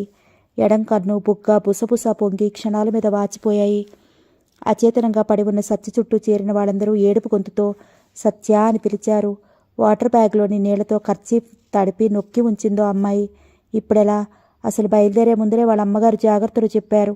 ఇక్కడ ఆసుపత్రి ఎక్కడుందో ఏమిటో అంది ఆదుర్దాగా ఒక అమ్మాయి. ఏమనుకుని ఏం లాభం, జరగడానికి జరిగింది. ఎవరైనా వస్తున్నారేమో చూద్దాం, కాస్త హెల్ప్ అయినా అడగచ్చు అని ఇద్దరు అమ్మాయిలు ముందుకు నడిచారు. వాళ్ళ కోసమే అన్నట్లుగా ఘాట్ రోడ్ అంటూ పెడుతున్న ఇద్దరు వ్యక్తులు చూసి చప్పట్లు చరిచి ఏమండి అని పిలిచాడు. మిత్రుడు మౌళితో కబుర్లు చెప్తూ నడుస్తున్న రామకృష్ణ ఆ పిలుపుకి వెనక్కి తిరిగి చూశాడు. మిమ్మల్ని దయచేసి ఓసారి ఇలా వస్తారా అంద అమ్మాయి. మేము నాగార్జున యూనివర్సిటీ స్టూడెంట్సు. మా ఫ్రెండ్స్ అందరూ ఈ దారిలో వస్తుంటే మాలో ఓ అమ్మాయి జారి పడిపోయింది. బాగా గాయాలు తగిలాయి. ఏం చేయాలో తెలియడం లేదు. ప్లీజ్ కాస్త హెల్ప్ చేస్తారా అంద అమ్మాయి దీనంగా చూస్తూ. పదండి అని వెంట నడిచారు. గుంపుగా ముగి ఉన్న వాళ్ళందరూ ఎవరో మగవాళ్ళు తమకేసి రావటం, పక్కనున్న తమ గ్రూపులోని అమ్మాయిని చూసి విషయం అర్థం చేసుకున్నారు. ఆ పరిస్థితుల్లో ఉన్న సత్యను చూస్తే ఉలిక్కిపడ్డాడు రామకృష్ణ. అరే, మా అక్క కూతురు సత్య అన్నాడు మౌళితో. ఎప్పుడొచ్చారు అన్నాడు సమాధానం చెప్తూ. ఆ దారిని ఎందుకొచ్చింది కూడా చెప్పింది ఆ అమ్మాయి. మౌళి ఓసారి ఆమె పల్స్ చూసి, నేను వెళ్ళి ఫస్ట్ ఎయిడ్ బాక్స్ తెస్తాను, ముందు ఆమెను కాటేజీకి చేర్చమని రామకృష్ణతో చెప్పి కాటేజీ నెంబరు ఏరియా తెలుసుకుని తూనీగలా దూసుకుపోయాడు. వాటర్ బ్యాగులో నీళ్లు సత్యముఖాన్ని చిలకరించాడు రామకృష్ణ. తెలివి రాగానే ఎదురుగా ఉన్న కృష్ణను చూడగానే ముందు ఆశ్చర్యపడ్డా, తర్వాత పెద్దగా ఏడ్చేసింది సత్య. ఆమెను ఓదారుస్తూ నడవగలవా అన్నాడు. కాలు మడతపడి బాగా నొప్పిగా ఉంది అంది కళ్ళు తుడుచుకుని. అసలు ఎలా పడిందో తనకే ఆశ్చర్యంగా ఉంది. పిలిచినట్టుగా వచ్చిన అతడి చూసి ఆశ్చర్యం మరింత రెట్టింపైంది. ఈ దెబ్బలు తగ్గించుకోవటం బాధగాను సిగ్గుగాను ఉంది. పైగా వద్దనుకున్న మనిషి సాయమే అవసరమవటం, తన పరిస్థితికి కారణమైన స్నేహితురాలి మీద అంతులేని కోపం వచ్చింది ఆమెకు. ఆమె ఉన్న పరిస్థితిలో సత్య నడవలేదని గ్రహించిన రామకృష్ణ ఒక్క సెకండ్లో సత్యను లేపి అమాంతం పసిపిల్లలా చేతుల మీద వేసుకున్నాడు. వెనకాలే బయలుదేరారు అమ్మాయిలు. ఎంతో హ్యాపీగా వేసుకున్న టూరు. మొదట్లోనే ఇలా జరగటంతో అందరూ నీరసపడ్డారు. కానీ వాళ్ళ ఆలోచనలు రకరకాలుగా ఉన్నాయి. సత్యకింత అందమైన అంకులు ఉన్నాడని మాట మాత్రమేనా చెప్పలేదు అని ఒకరు, హీరోలా ఉన్నాడని మరొకరు, గాయాలు తగిలినా సత్య లక్కీ ఫెలో అని ఇంకొకరు. వాళ్ళలే వాళ్ళు కామెంట్స్ చేసుకోసాగారు. ఎదురుపడ్డ కొందరు ఆమెకి ఏమైందని ఆతృతగా అడుగుతుంటే సత్య సిగ్గుగా కళ్ళు మూసుకుంది. ముందుగా కొందరు దారి చూపుతుంటే సత్యను బెడ్ మీద చేర్చాడు రామకృష్ణ. మరో 5 నిమిషాల కల్లా మౌళి రానే వచ్చాడు. కంగారుగా లేవాలనుకున్నా బాధ వల్ల లేవలేకపోయింది సత్య. ఆహా, మీరు లేవకండి అని బ్యాంకు తెరిచి ఏవో మందులు బ్యాండేజీ తీశాడు. ఏది కాలు చూపించు అన్నాడు రామకృష్ణ. అంది భయంగా కాలు వెనక్కి లాక్కుంటూ. అతడు నా ఫ్రెండు డాక్టర్ శశిమౌళి. గాయాల్ని చూపించు. ఏ సత్య చూడనివ్వే, సమయానికి దేవుళ్ళ మీ అంకుల్ రాబట్టి సరిపోయింది. అదృష్టవంతుడికి యాక్సిడెంట్ అయితే అంబులెన్స్ కింద పడ్డాడన్నట్లు. నిజంగా నువ్వు వెరీ లక్కీ, కాబట్టే పక్కన డాక్టర్ కూడా ఉన్నాడు అంది సత్య ఫ్రెండు. అయిష్టంగానే కాలు ముందుకు చాపింది. బాధను నొక్కి పెడుతూ చీరను తొలగించి మోకాలు చూడబోతున్న మౌళి చేతిని కంగారుగా వెనక్కి తోసింది. మీరు అలా సిగ్గుపడితే నేనేం చెయ్యలేను, డాక్టర్ దగ్గర ఫ్రీగా ఉండాలి అంటూనే మృదువుగా ఆమె దెబ్బని పరీక్షించాడు. అపరిచితుడైన వ్యక్తి ముందు తప్పనిసరిగా ఉండిపోయింది. తెల్లటి చర్మం అంతా నల్లగా కమిలిపోయింది. చెక్కు రేగిపోయి రక్తం చిమ్ముతోంది. కాటన్తో అతను గాయాన్ని క్లీన్ చేస్తుంటే బాధ భరించలేనట్లుగా చివాలను చేతిని తోసి చప్పున చీర కిందికి లాక్కుంది. ఆమె వైపు చూశాడు మౌళి ఒక్క క్షణం. సారీ అంది సిగ్గుగా. మా సత్యకి కాస్త ఓర్పు తక్కువ, నువ్వేం అనుకోవద్దు అన్నాడు రామకృష్ణ. నాకు ఇలాంటి అనుభవాలు కొత్త కాదన్నట్లు చూసి చకచకా గాయాన్ని క్లీన్ చేసి మోకాలికి కట్టుకట్టి 2 చేతులకి ప్లాస్టర్లు వేశాడు. నుదురు కట్టిన కర్చీఫ్ విప్పాడు. రాయి బాగా లోపల కట్టు చీరుకుపోవటం వల్ల లోతుగా చీరుకుపోయింది. రక్తం కారుతూనే ఉంది. అతడు కుట్లు వేయాలని చెప్తుంటే భయంగా చూసింది సత్య రామకృష్ణ వైపు. అతడు కుట్లు వేస్తున్నంతసేపు కెవ్వుకెవ్వున అరుస్తూనే ఉంది. సత్య బాధను భరించలేక రామకృష్ణ మరో 2 అమ్మాయిలు కలిసి ఆమెను పట్టుకోవటం అనివార్యమైంది. అబ్బా, చాలా కంగారు పెట్టారు, నా ఒళ్ళు ఊనం చేశారు అన్నాడు బ్యాండేజీ ముడి బిగిస్తున్న మౌళి. నా మూలంగానే ఇదంతా అయింది అందో అమ్మాయి బాధగా. నొప్పి తగ్గటానికి 2 ఇంజెక్షన్లు కూడా చేశారు. అందరూ ఏకకంఠంతో వాళ్ళిద్దరికీ కృతజ్ఞతలు తెలియజేశారు. డాక్టర్గా తన విధి అన్నట్లు ఓ చిరునవ్వు నవ్వాడు మౌళి.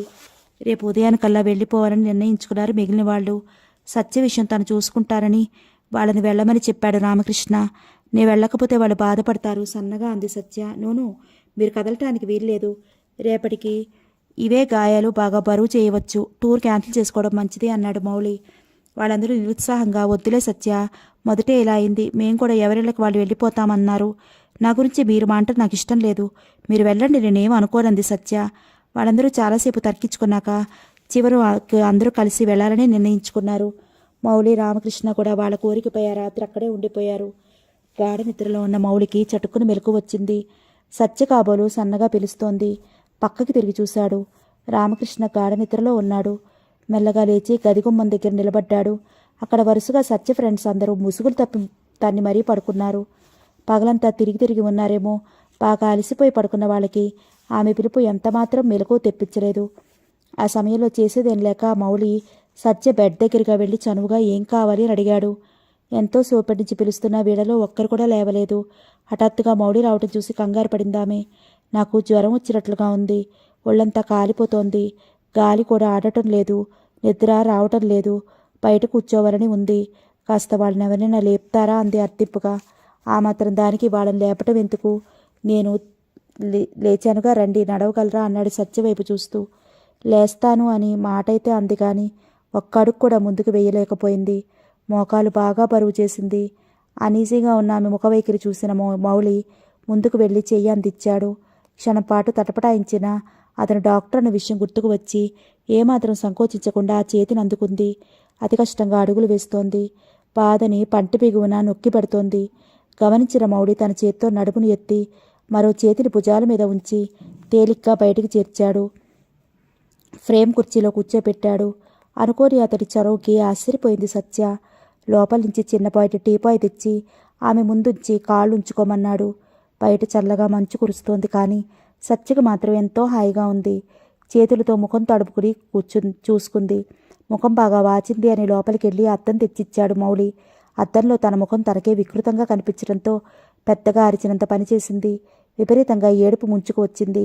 ఈ పరిస్థితుల్లో అమ్మ చూస్తే ఇంకేమైనా ఉందా అనుకుంది. ఈ వాపులు ఎప్పుడు తగ్గుతాయి అంది. ఓ టాబ్లెట్ ఇస్తాను, వేసుకోండి అన్నాడు లేస్తూ. అప్పటికి అతను మూడోసారి లేవటం.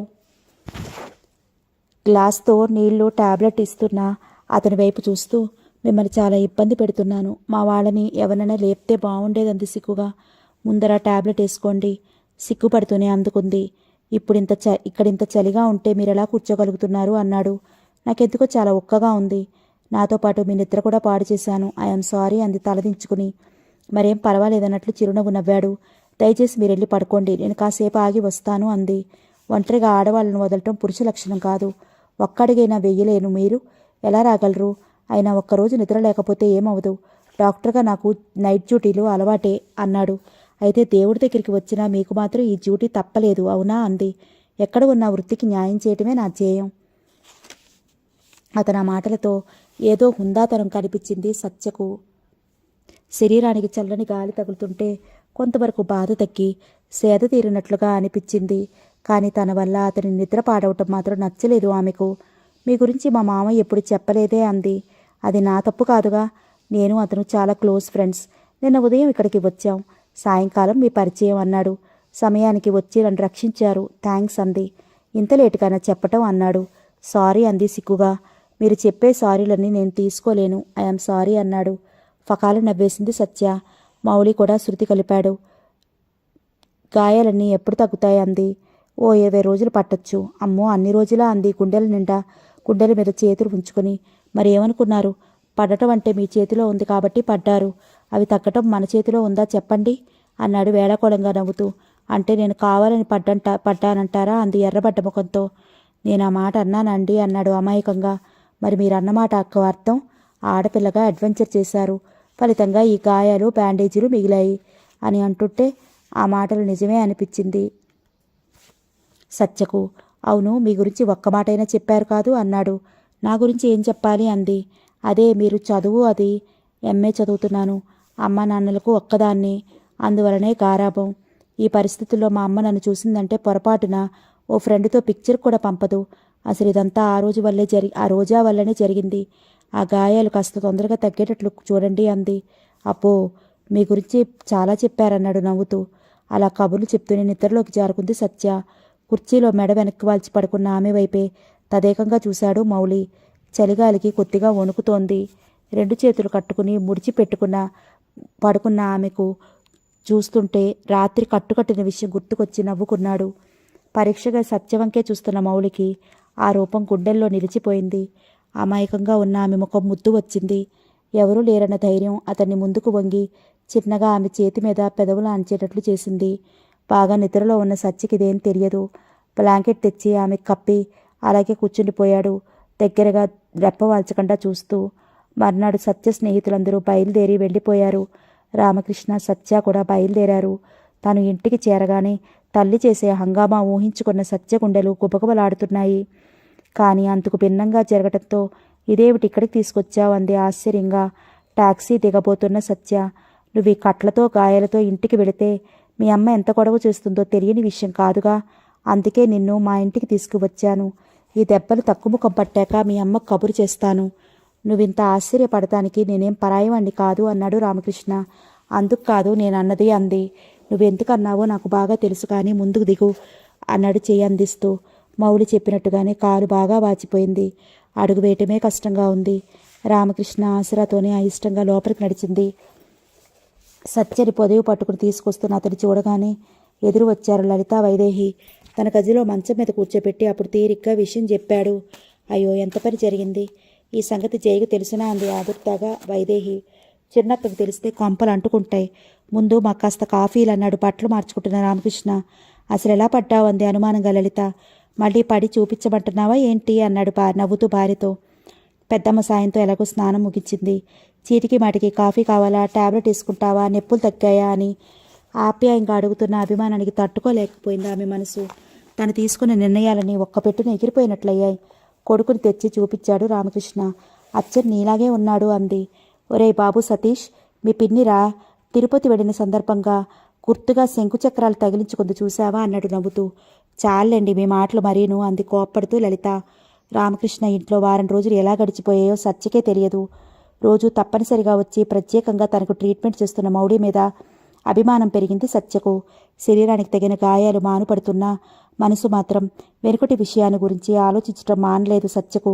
అసలు హైదరాబాద్ రాకూడదని ఎంతో పెట్టుగా ఉంటే ఈ యాక్సిడెంట్ అవ్వటం, ఎవరో పిలిచినట్లుగా సమయానికి కృష్ణమామయ్య రావటం, తన్నిక్కడికి తేవటం అంతా వింతగా ఉంది సత్యకు.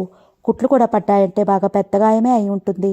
జైకి ఫోన్ చేయరా కృష్ణ అని తమ్ముణ్ణి పోరుతూనే ఉంది వైదేహి. అలాగే అంటూనే ఉన్నాడతను. అయోడిక్స్ రాస్తాను, కాలు చాపు అంటున్న భర్త దగ్గరికి వచ్చిన లలిత, ఆ పని నేను చేస్తాను కానీ మీరెళ్ళి స్నానం చేయండి అంది అతని నుంచి సీసా లాక్కుని. వద్దక్క, నేను రాసుకుంటానివ్వు అంది ముఖమాటంగా సత్య. అయితే ఎందా అని సీసా సత్య చేతికిచ్చి హడావుడిగా వెళ్ళింది లలిత. తను వచ్చినప్పటికీ ఇప్పటికీ లలిత ప్రవర్తనలోని తేడాను సత్య గమనించకపోలేదు. 1-2 సార్లు పిల్లవాడి మీద పెట్టి విసుక్కోవటం, రామకృష్ణ తనతో మాట్లాడుతుంటే కావాలని ఏదో ఒక పని చెప్పటం. ఒక్క ముక్కలో చెప్పాలంటే సత్య ఎంత తొందరగా పెడుతుందా అని ఉంది లలితకు.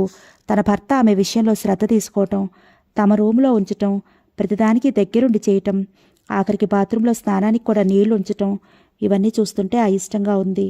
ఇంకా కుంటుతూ నడుస్తున్న సత్యను చూసి నొప్పి పూర్తిగా తగ్గలేదు. ఐడెక్స్ మర్దనం చేస్తే నొప్పి త్వరగా పోతుంది అంటున్న అతని మాటలకి అప్పే వద్దు అంది కంగారుగా సత్య. నీ ముఖం ఎందుకలా బెదిరిపోతావు? అసలు నేను ఎన్నిసార్లు నిన్ను రమ్మన్నా మా ఊరు వచ్చావా?